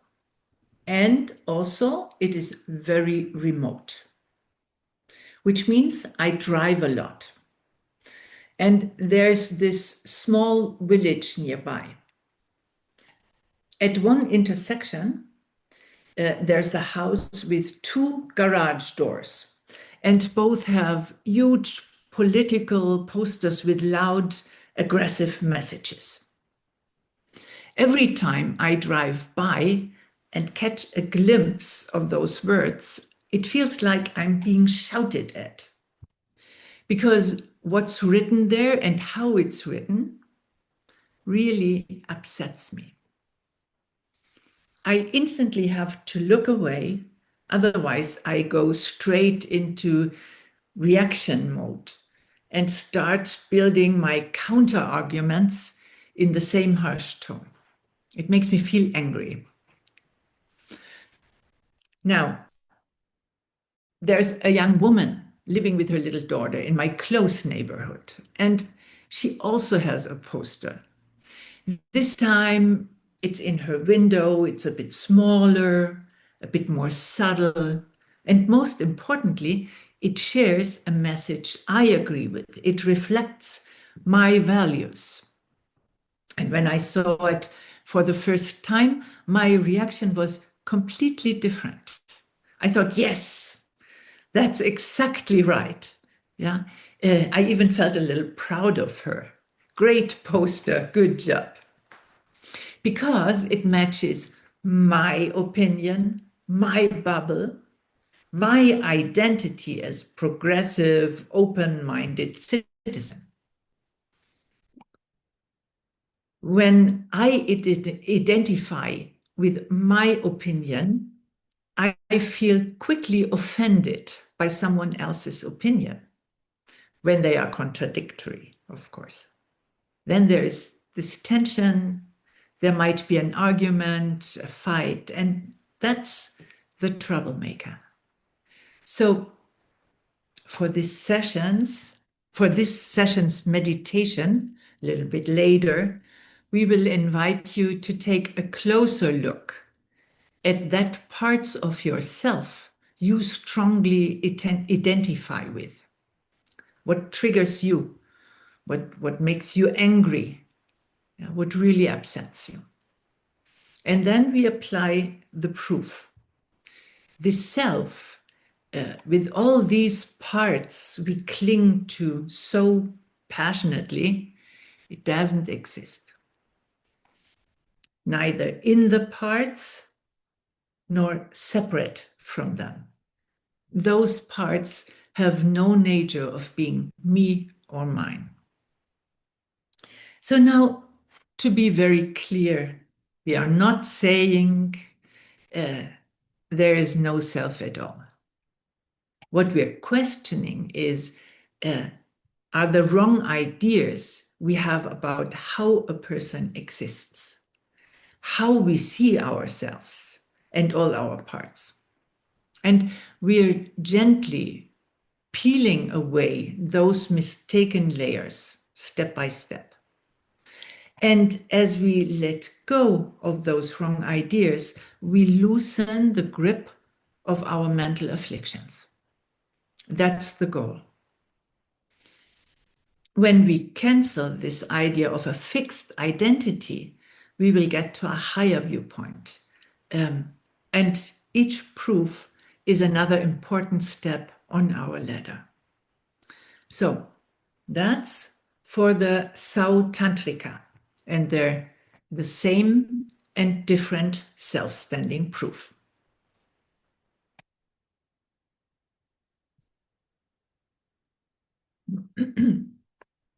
Now, let's take a look at the third of the four schools, which is the mind-only school. And this philosophical school offers more bold and deeply relevant insights, ideas that are essential for our personal freedom and happiness. We take their reasoning and again, apply it to our everyday experience. And to be very clear, that's where change happens, not in the abstract philosophy, but in how we live, how we think, and how we act.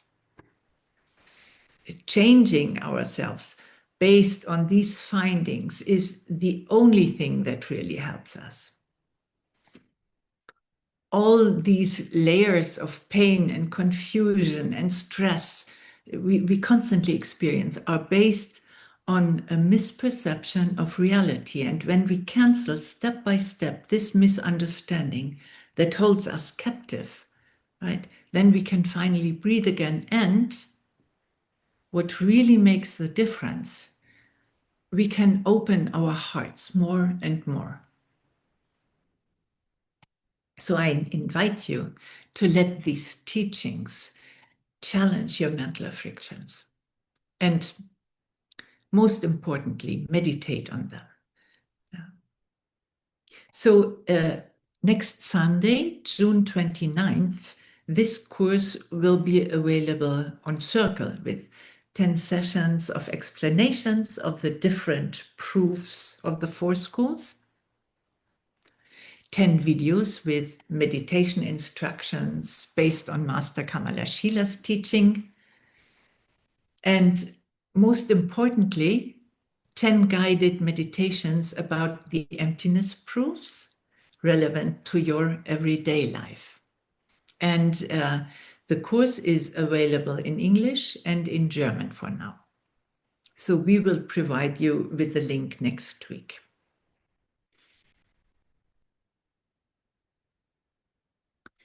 So let's see.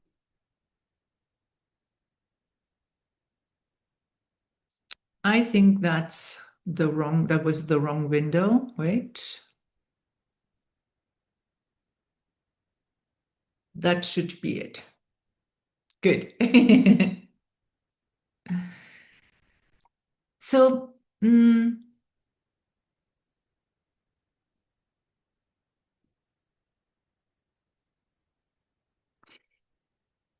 the detailists showed us that everything is constantly changing.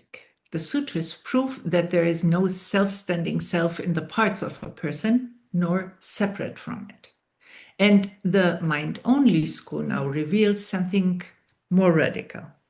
What appears to be external is a result of our mental pictures ripening in our consciousness. Here is our classical proof. Take this thing with a rounded belly. It is not the case that it is by definition the thing that we apply the name water pitcher to, because no thought has come up before we apply the name water pitcher to it, which says to itself, oh, this thing is a water pitcher. Now, here's what it means. I was teaching a seminar recently. It was in person, and in times of so many video calls, we had really fun coming together. At the end of the weekend, a friend who participated gave me a little present.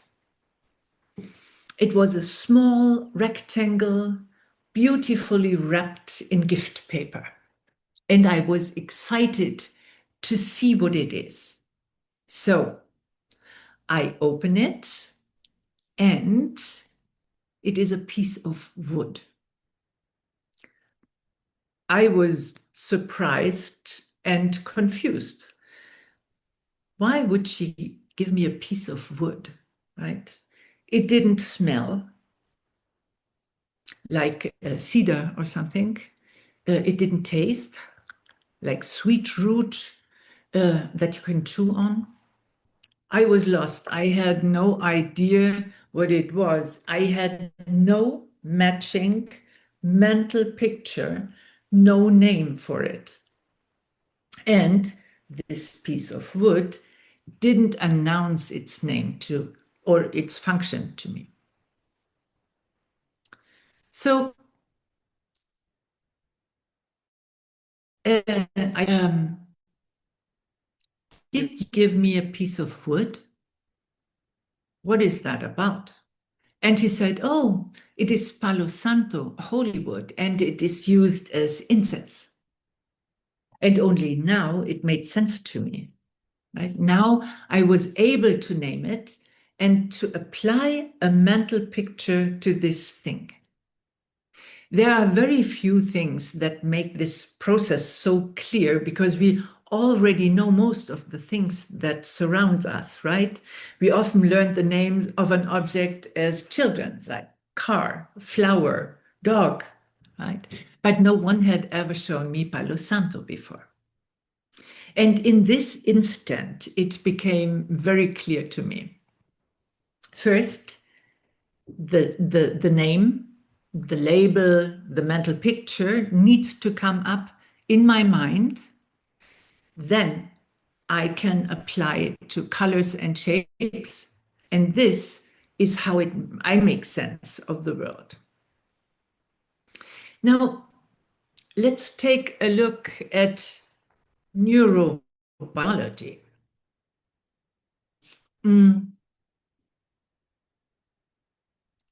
Here's how science explains the way our visual perception works. The eyes receive just an input of light waves and colors with a lot of blind spots, and our brain fills in the blanks. The brain is coming up with a best guess about what's there. It doesn't actually know or see what's there. So even from a scientific perspective, we don't passively see reality. The brain creates our version of it.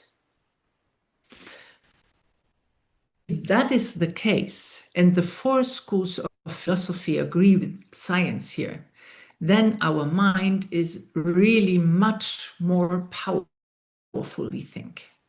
And I deeply believe we all underestimate the immense power of our mind, even if we are already studying these ideas for decades, like I do.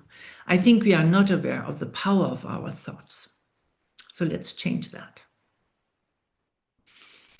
The mind-only school teaches us we see something, but it only becomes a specific object when we give it a name, right? When we mentally apply a label to the shapes and colors in front of us. The object itself doesn't reveal its identity to us. It's our mind that assigns the meaning. We need a mental picture or name or label, which are essentially the same in this context, that we can project onto the collection of those parts we perceive. And they say until the mental picture or name arises in our mind, the outside object is not a water pitcher by definition. We can say it's a potential, and this potential is shaped into a specific object by our mind. By the way, that's where the name mind only comes from. It doesn't mean we are hallucinating or making things up from nothing. It means that our mind is shaping our reality by the names and pictures we apply. And this usually happens unconsciously. We are not aware of this process until we develop really deep meditation practice. So let me tell you a story. Every time I leave the house, I pass by a neighbor's place. And there's a balcony on the second floor, and the same couple is always sitting there. Doesn't matter if it rains or snows or the sun is shining. They are always sitting there, smoking, drinking beer, watching social media videos, and having loud discussions, right? You get the picture. I just gave you a mental picture of my reality. And if you're anything like me, you probably had a judgmental thought. Now, here's another story. There's a couple in my neighborhood who are extremely compassionate. They rescued a rescue dog. The previous owners got the dog from a shelter, and after a couple of months, they decided to return it because they found a cuter one. And those neighbors who didn't want a dog in the first place took her in. And they are so sweet with her. They cook for her, and even though the husband has knee problems, he takes her out for a walk every single day. They treat her with such care and warmth. And here's the punchline. Maybe you've guessed it. 2 stories, same neighbors, same couples. But a completely different projection. And that matters a lot. The story I tell myself about other people shapes my attitude. It determines how I think about them, how I talk about them, and how I talk to them. And that creates new names and mental pictures I apply to objects out there. So it's not just about water pitchers or Palo Santo, it's about everything. People, situations, even the stories we tell about ourselves. And we will have a closer look into that, I guess, Alix, in our meditation. So, and it's also vitally important to understand what this view doesn't mean. It doesn't mean we can just slap a nice label on something unpleasant and call it transformation. We're not rebranding problems. That would be like spraying perfume on rotten food. Yeah? It might mask the smell for a moment, but the core issue is still the same. So the mind-only school invites us to go much deeper. We are being asked to examine the actual process of how our mind creates reality, not to pretend or deny, but to truly understand this process. It's about seeing clearly how suffering originates, how our projections and mental images shape the world we think we live in, and then changing that process at the root. And that's wisdom. It means working intelligently and skillfully with our minds, not to fake a news story, but to create a more accurate and a more free one. In this chapter, our author Tuni Lama Drakpa Shedrup introduces the mind-only school's concept. Am I too fast? Okay. The mind-only school's concept of a seed of expression. They say through habituation, through constantly applying a basic nature and various features to a thing, we plant a deep seed. And that seed ripens into mental pictures and names that we then project as our reality. In our course, Nick explains in detail how external objects exist according to the mind-only school. Now, let's take another look at neuroscience here. Our brain is bombarded with 6 to 10 million bits of information every second. Just imagine. That was 30 million bits, 3 finger snaps. And this information comes from both inside and outside. But here's the catch. Consciously, we can only process about 50 bits per second. So it's 10 million versus 50. So that means around 99.9995% of all incoming information is processed unconsciously. We are only aware of 0.0005% of what's happening around us and within us. So there must be a filter that decides what reaches our conscious mind. Those 50 bits.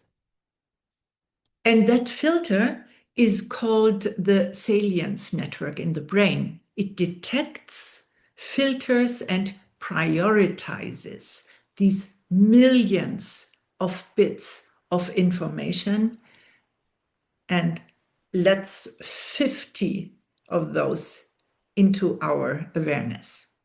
You could say we have a bouncer in our brain, a gatekeeper who decides who or what gets into our conscious awareness.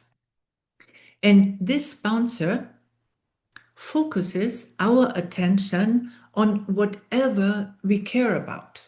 So when we deliberately engage with qualities like gratitude, kindness, ethics, or wisdom, our bouncer starts prioritizing exactly those qualities. And we always train him right? Through all our mental processes, constantly. From the millions of incoming bits, it picks the relevant ones and sends them to our conscious mind. In neuroscience, this unconscious process is called synchronicity. We start seeing opportunities to practice these values. We notice others expressing them. Our attitude and our actions begin to shift according to our priorities. So, how we train the bouncer determines the stories we tell about ourselves, the neighbors, and the situations. And that's exactly what we are doing in our meditations. We are training our inner bouncer, as opposed to unconsciously train him when we are not aware with our mental afflictions.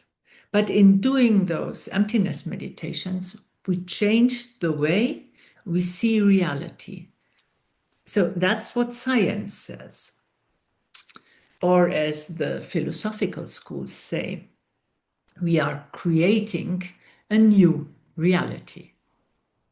So, and that was the proof that water pitchers don't get their names by definition from the mind-only school. The gaksha, the object we deny in this proof, is the idea that something exists by its very nature, or by definition, in other words. Cancel the idea that there are things that are not coming from mental pictures or names your mind projects. And that applies to water pitchers, incense, neighbors, and everything else in the world, as well as to ourselves. So then in this meditation, we invite you to look at the stories you project to the collection of parts that we call the world, and also the stories you project. And again, my teacher says you should always meditate on a difficult situation or a person with whom you have a problem. Only then you can apply the wisdom in a way that really matters. So that was it. And now we have about 10 or 15 minutes, about 10 minutes for questions. And Nick Lashaw is here with us. So you can take the opportunity and ask him all the questions you always wanted to ask. And just unmute or just put your question into the chat.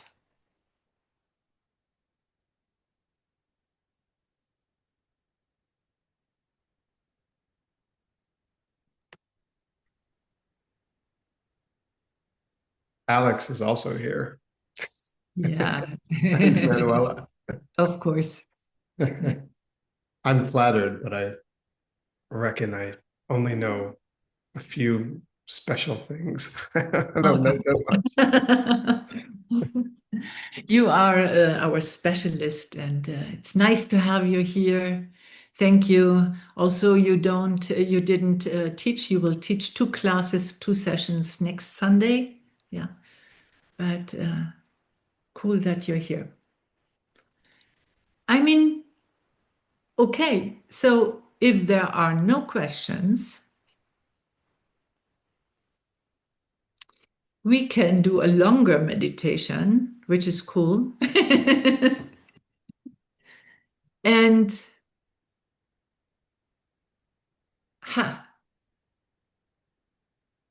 I see a question in the chat. yeah, we have a question. Nick, what is... But this is something that you were talking about. I think you should start, and I'll see if I have any way to chime in.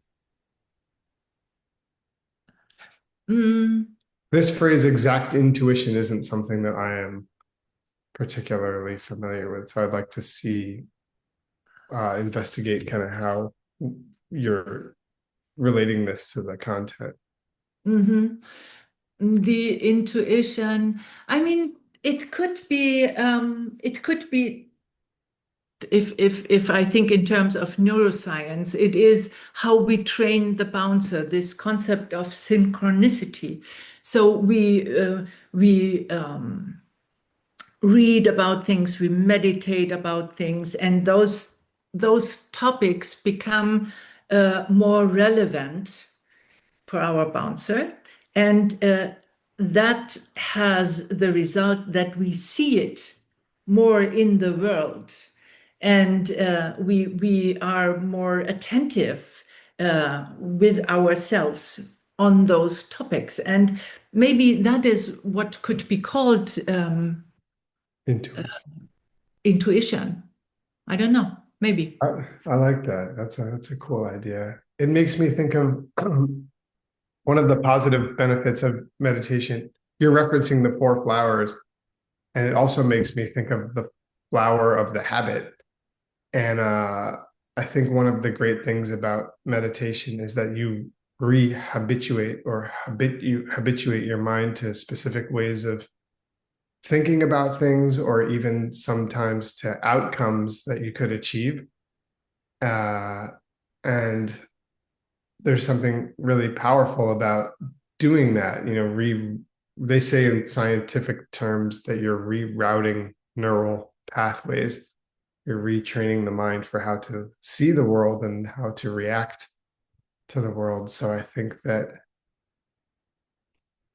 I'm not sure if this exactly answers the question, but I think one of the powerful things about meditation is that you're retraining your mind to have particular understandings and responses to the various stimuli that affect you in the world.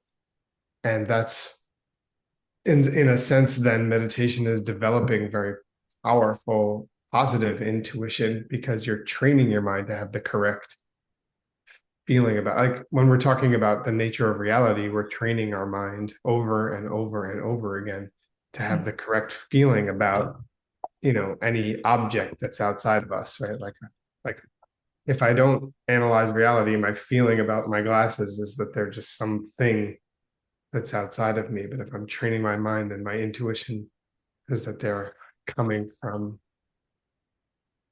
a seed on some level, So I think Yeah.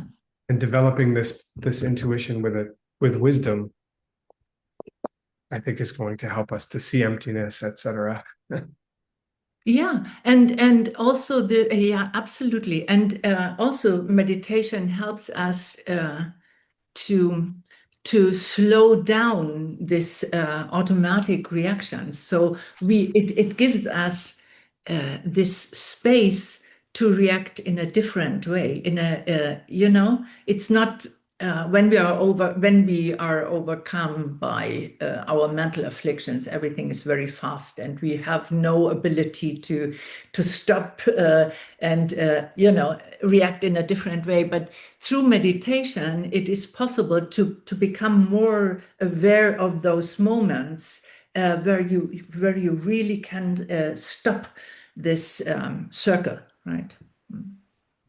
Dear teachers, there's a note saying that a translator is going to explode. So maybe just slow down a little. That was fast. Hopefully we don't lose anybody in this. Okay, so then we have also a question about the mind part. Is it that nothing is mine? Or if I have a seat that thing is mine, then it can be mine. That's a great question for Nick. Okay, sure. Yeah. Well, typically, there could be some confusion here, but typically in the higher descriptions of emptiness, especially when you start getting into the middle way, we start talking about how there's no me and there's no mine, like possessions, you could say.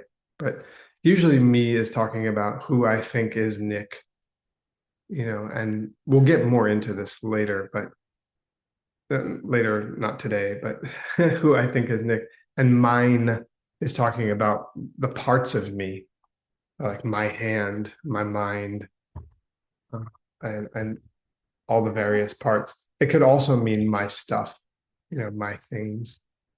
And the point is only that the whole entire world, in a way, can be summed up as me and mine, the whole universe, because everything that you perceive is in some sense part of you.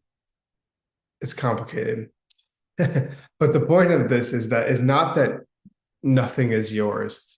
It's not to understand that. It's to understand that all the things that you think are you and all the things that you think are part of you or belong to you aren't truly you, ultimately you, or ultimately yours.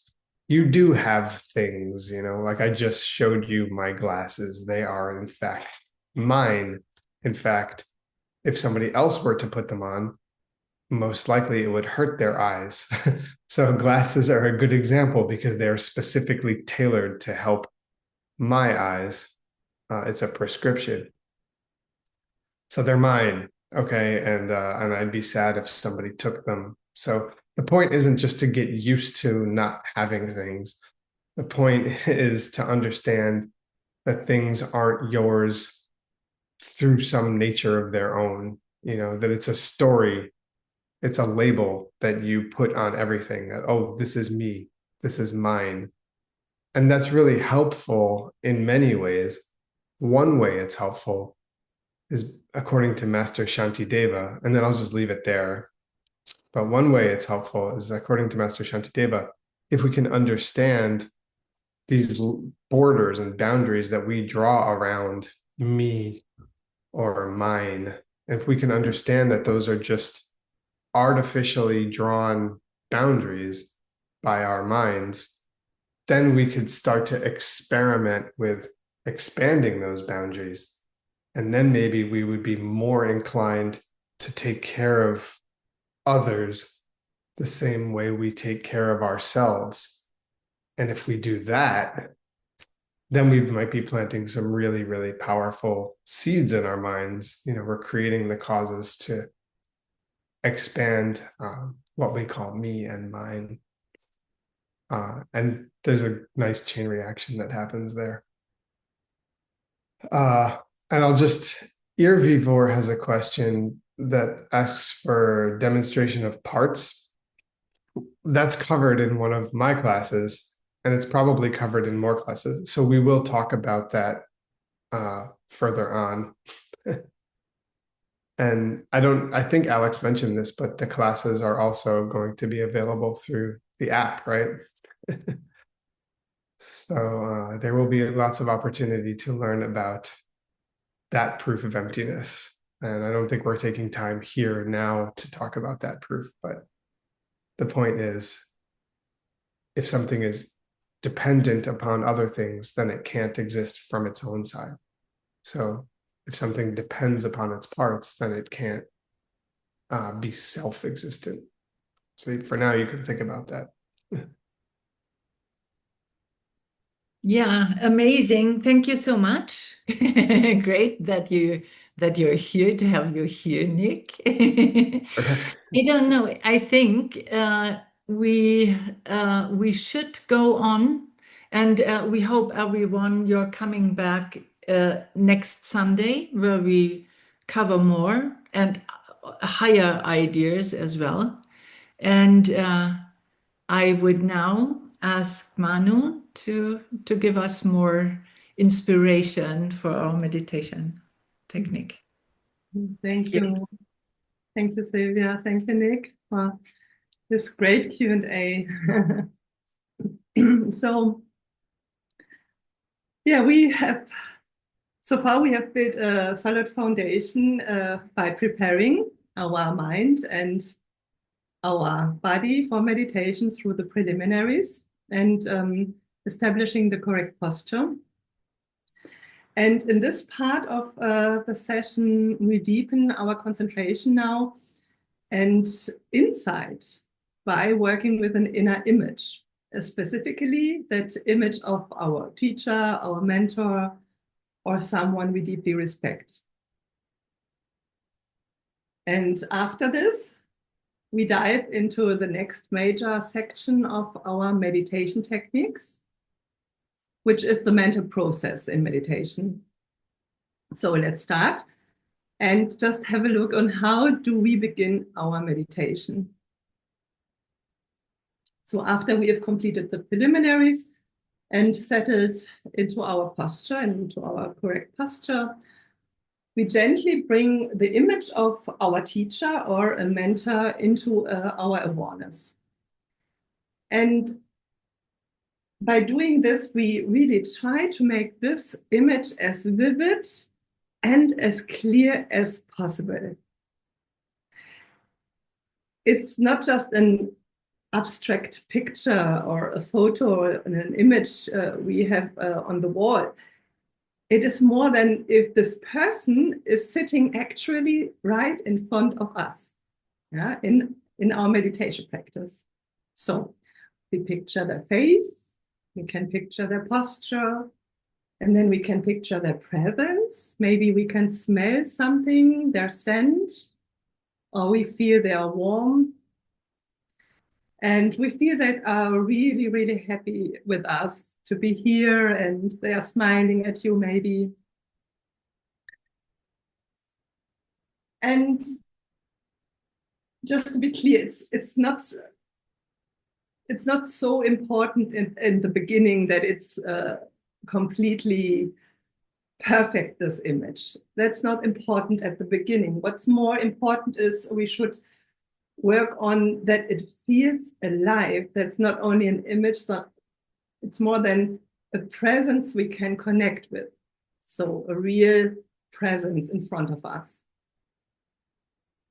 And then we can go even deeper in reflecting on the qualities of this person who embodies maybe wisdom or compassion to you, or a quiet strength which you see at this person. And you can think about how the qualities of this mentor have shaped your own life or helped others. And you can also think about things they maybe once said to people around you, or to help you clarify a difficult situation. Or you feel inspired by the way they live their life, right? So as you hold this meaningful and present image of your mentor right in front of you, your inner experience begins to shift.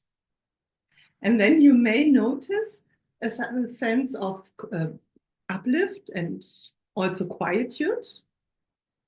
And maybe there is a wish just appears, arise in you, that you want to develop these qualities within yourself, right? So,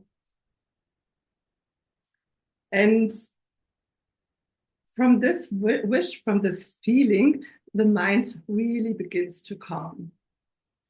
And distractions like agitations or dullness begins to fade just by really focusing on the mental picture of your mentor or the person you really admire. And that shows us something essential. When the mind is directed towards something meaningful and clearly perceived, it naturally becomes quieter and the mind gets inspired. So this practice goes beyond the simple seeing of an inner image. It really connects us with the person who matters most to us. And the more often we do this, the more these very qualities begin to grow within us. So now that we have grounded ourselves using this image of our mentor and the mind begin to settle, we take a closer look at what actually happens in the mind during meditation. Because even with the best preparation, certain inner obstacles, inner problems naturally arise. And there are 5 universal problems that show up during meditation. And there are 8 specific antidotes to these problems. And in this second part of the session, we'll explore the first 2 and their corrections that help us move through them. And I would like to share my slide. So, and we begin with the first problem, which is laziness. And laziness specifically refers to not wanting to meditate, even when we've already committed to doing it. So, oops, sorry. So, for instance, we may say, I meditate in the morning only to hit the snooze button because sleeping in that minute feels more appealing. Or we tell ourselves, I do it later, or I'm too busy, I will do it tomorrow. There are a lot of more excuses to not wanting to meditate, and that's laziness. For this first problem, there are already 4 of 8 antidotes, and they build one after the other. And we begin with something called faith. Faith in single-pointed concentration. And this isn't a blind belief. It's more a quiet and inner confidence that arises when we encounter someone who truly embodies the results of a meaningful meditation. You can also think of a person you deeply admire. Maybe it's their calm presence, or the way they listen, or the way they respond with wisdom. There is something about them that touches you. You feel a sense of trust. And that feeling is the beginning of faith. The recognition that such qualities are possible and attainable. And from that feeling of admiration, something else awakens. And this is the second antidote, which calls aspiration. So when you observe this person, maybe you see their clarity, you observe a quiet strength they hold. You don't just admire them from a distance, it's more you feel motivated or inspired by their presence. And then something inside you says, I want the same attitude, their same appearance. I want that too. I want to have a clear mind. I want to be a kind person and open with a warm heart, an open mind, an open heart. And that's aspiration. This is a desire to become the kind of person you respect the most. And that desire turns into a choice. Even if I don't feel like meditating in the morning, I do it anyway because I understand why I do it. I know the kind of person I want to be, and I want to be as calm, as warm, as compassionate. So, following from that, or flowing from that, we come to the third correction known as effort. And this is really quite simply, we just do it. We just sit down on our cushion, even when we don't feel like it.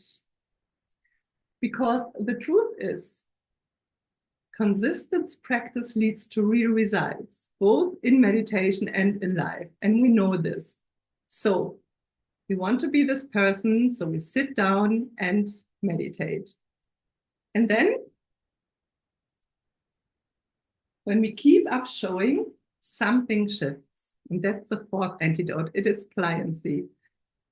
This is a natural joy in the practice. So over time, meditation becomes something you truly look forward to. It's like reading a great book or having a deep conversation you're looking for. It feels really good. You are eager to do it. So this is how we work with laziness. We begin by recognizing the value of meditation that gives us faith in single-pointed concentration. From there, a sense of aspiration arises, a feeling of I want this too. And then we follow that by making effort and simply showing up on the cushion. And over time, something shifts and we start to enjoy the meditation practice itself. So let's just have a look on the second problem, which is forgetting the instructions. And that's incredibly common. We sit down to meditate, we focus on our breath, and within moments, we are thinking about lunch or yesterday's meeting. The object of meditation just disappears. And this is totally normal. The mind wanders. That's just what the mind does. And that's where the fifth antidote comes in. It's remembering the object and bringing the mind back to the object. And here's the key point. The moment we notice that the mind has wandered, we gently bring it back. And that is the actual training. Each time we return the mind, we are strengthening the habit of focus. And this gentle return is the real practice. It's what builds the strength to stay longer and more steadily with our object over a longer time. So the goal is not to never wander. It's just, the goal is just keep returning the mind to the object. That's how focus grows, through repetition.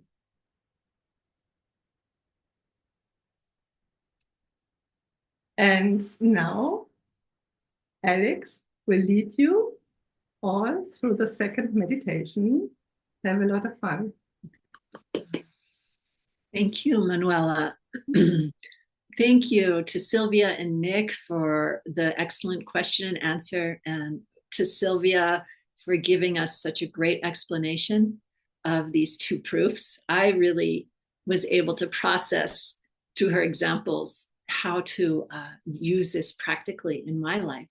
So I wanted to thank my fellow teachers, and I'd also like to take this opportunity to thank all the interpreters, all the tech team, and for all the participants who are taking time from their Sunday to delve into these really important subjects. So let's prepare to meditate. I'm going to just briefly cover preliminaries and posture because we don't have very much time. This is actually two meditations combined into one. So let us get ready. Finding your comfortable seated position.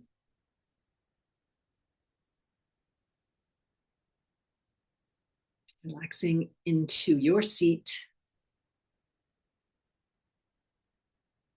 Check that your hands are comfortable on your lap or on your thighs. Draw your shoulders back, sitting up tall.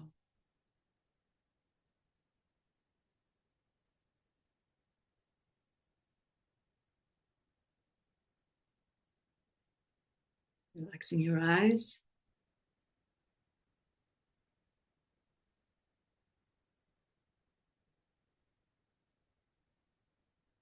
Checking the shoulders.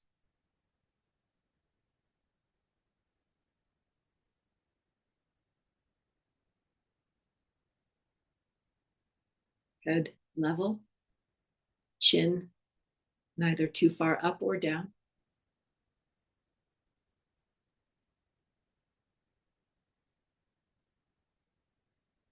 And check the mouth, teeth, lips, and tongue.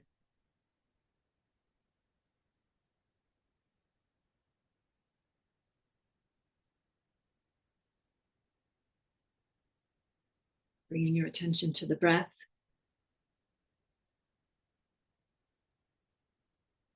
Letting your breath draw you inward.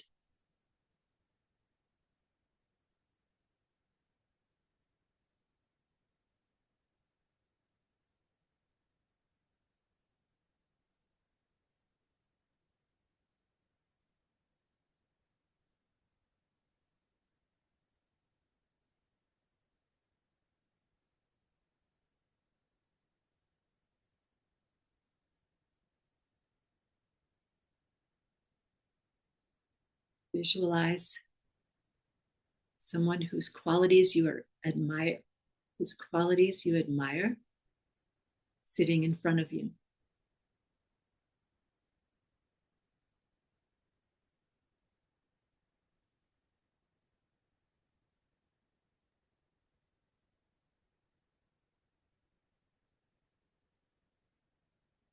We're going to use the image of this person to sharpen our focus, keeping your awareness on the image of this person you admire.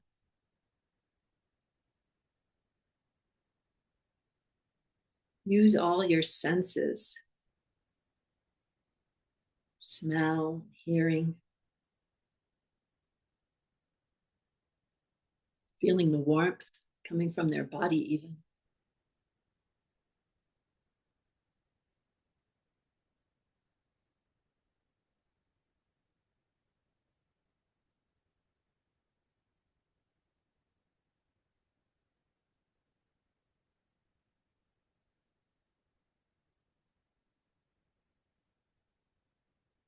If you lose the object, gently bring your attention back.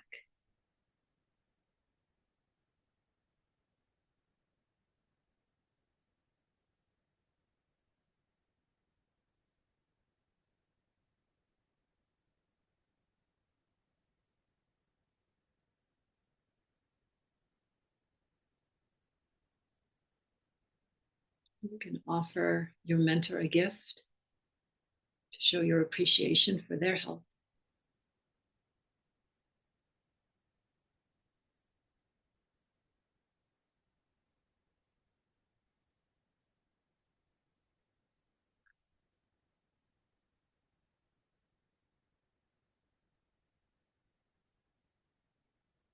Clearing your mind of something you did that you regret recently.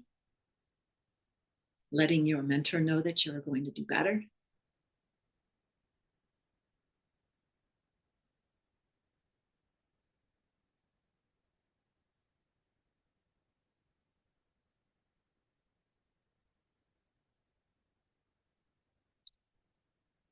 Recalling something that you're happy about. Maybe being here today, doing this meditation.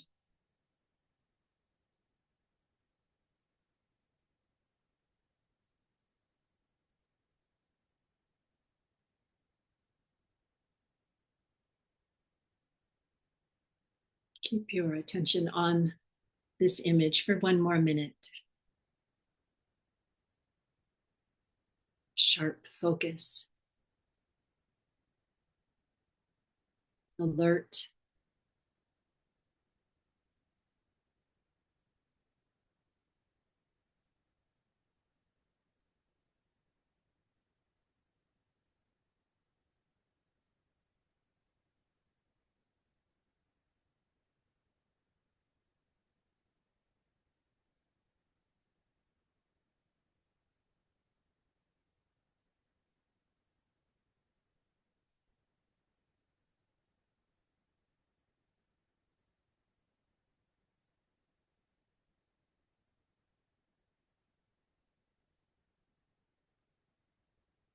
Keep this sharp focus that you're developing And we'll bring it to our analytical meditation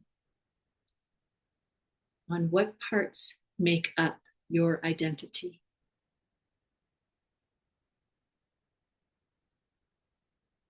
We're just thinking of the different parts that we think of as me at this point. Your body, age, gender, nationality.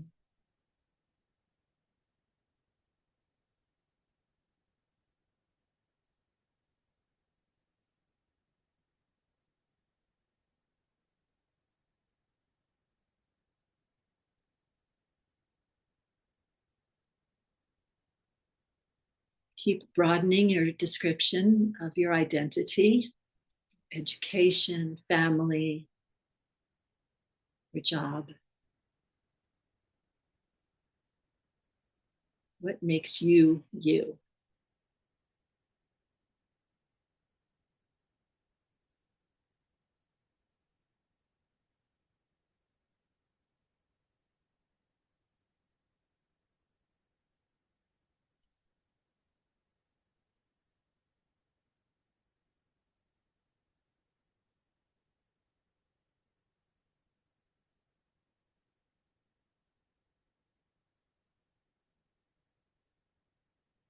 What parts make up your mind?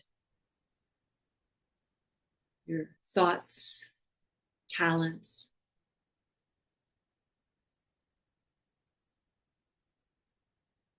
your good qualities, even your opinions.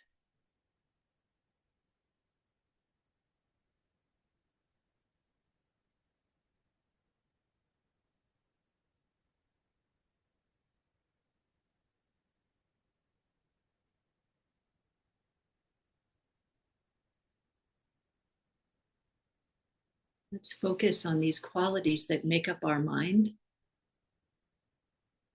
our position, our roles in life. And pick something that makes you angry or upset. When one of your ideas about yourself is threatened, perhaps, or someone challenges something about your own identity.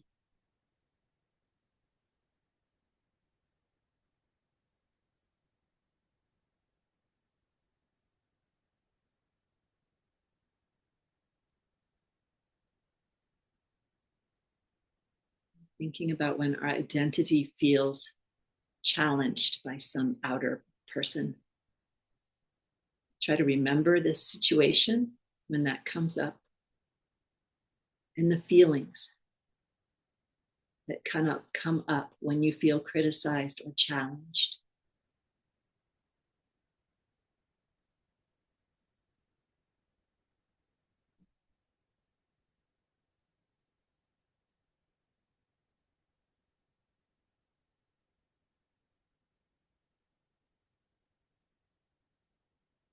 Looking at the parts which we identify with strongly that feel threatened. And ask yourself, is there a self-standing person in one of those parts?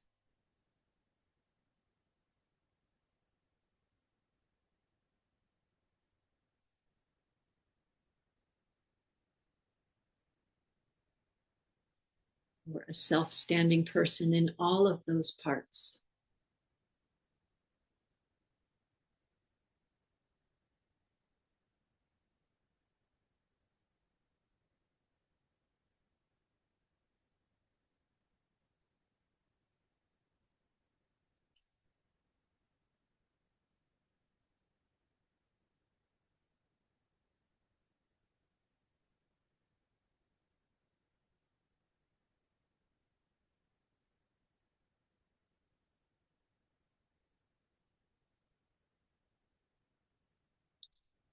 Is there a self-standing person that is completely separate from the parts, different from the parts? See if you can find that.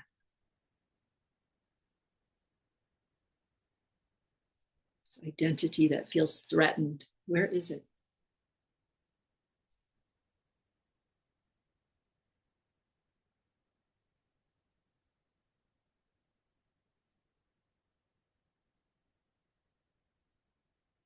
Try to find an absence of a self-standing person that's separate from the parts,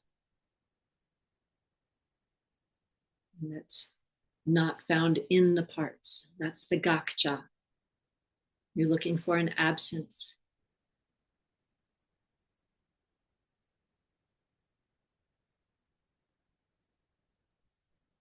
And if you have more time, you'll sit in that absence.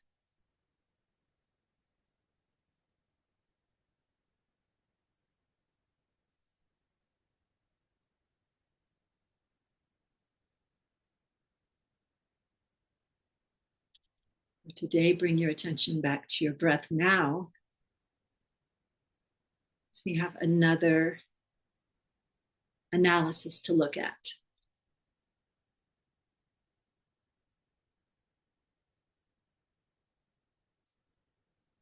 Now we're looking at this idea of a name or a mental picture that we apply to the parts.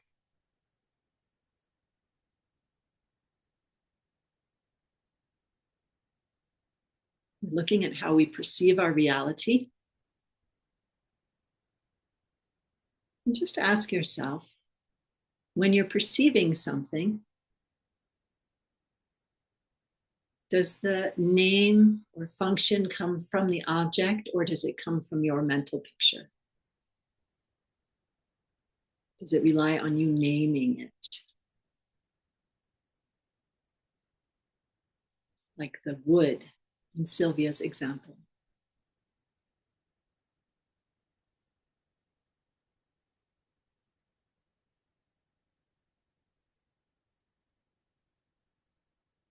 Can we recognize an object without a name or mental picture?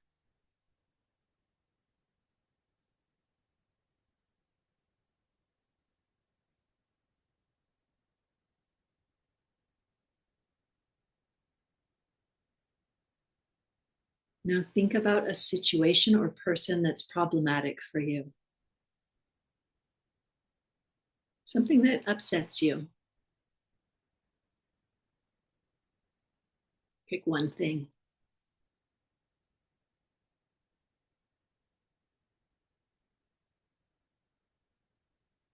What name do you use to describe this?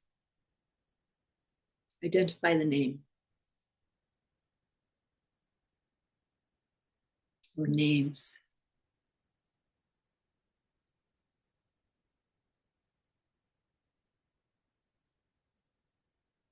Is the name that you use helpful?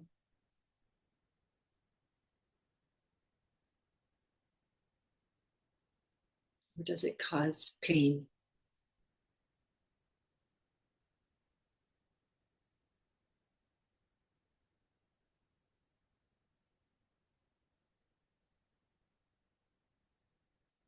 Is the name definite by definition? Or could someone else see the same thing in a different way?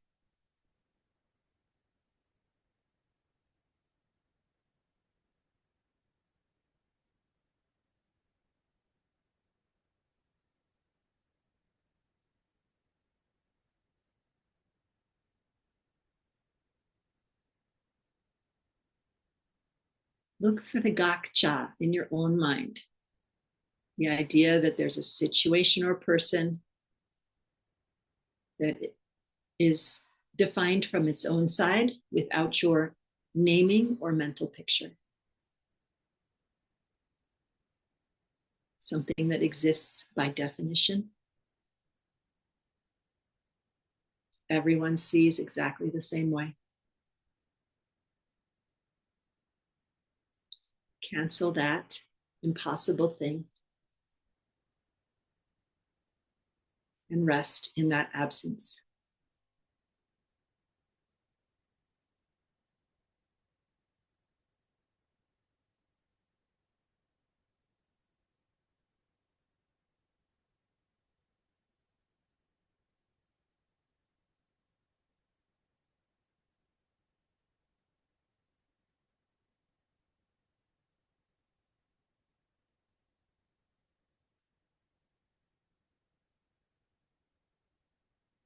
And finally, ask yourself, is there a different name or mental picture that you could develop for this situation? Not like perfume on rotten food, but through our thoughts, words, and deeds over time.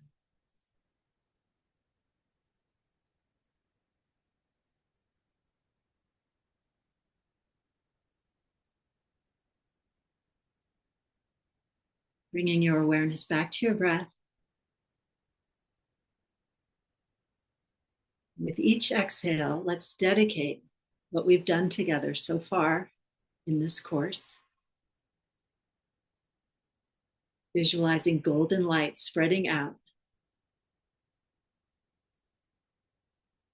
With each exhale, seeing happiness grow in this world.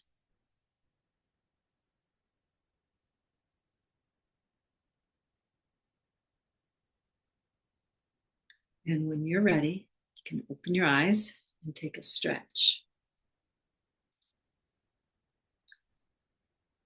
I apologize for rushing a little bit through this meditation. I wanted to end on time. And as you have heard, these meditations will be available as separate meditations, which are longer, as well as the recordings of this program.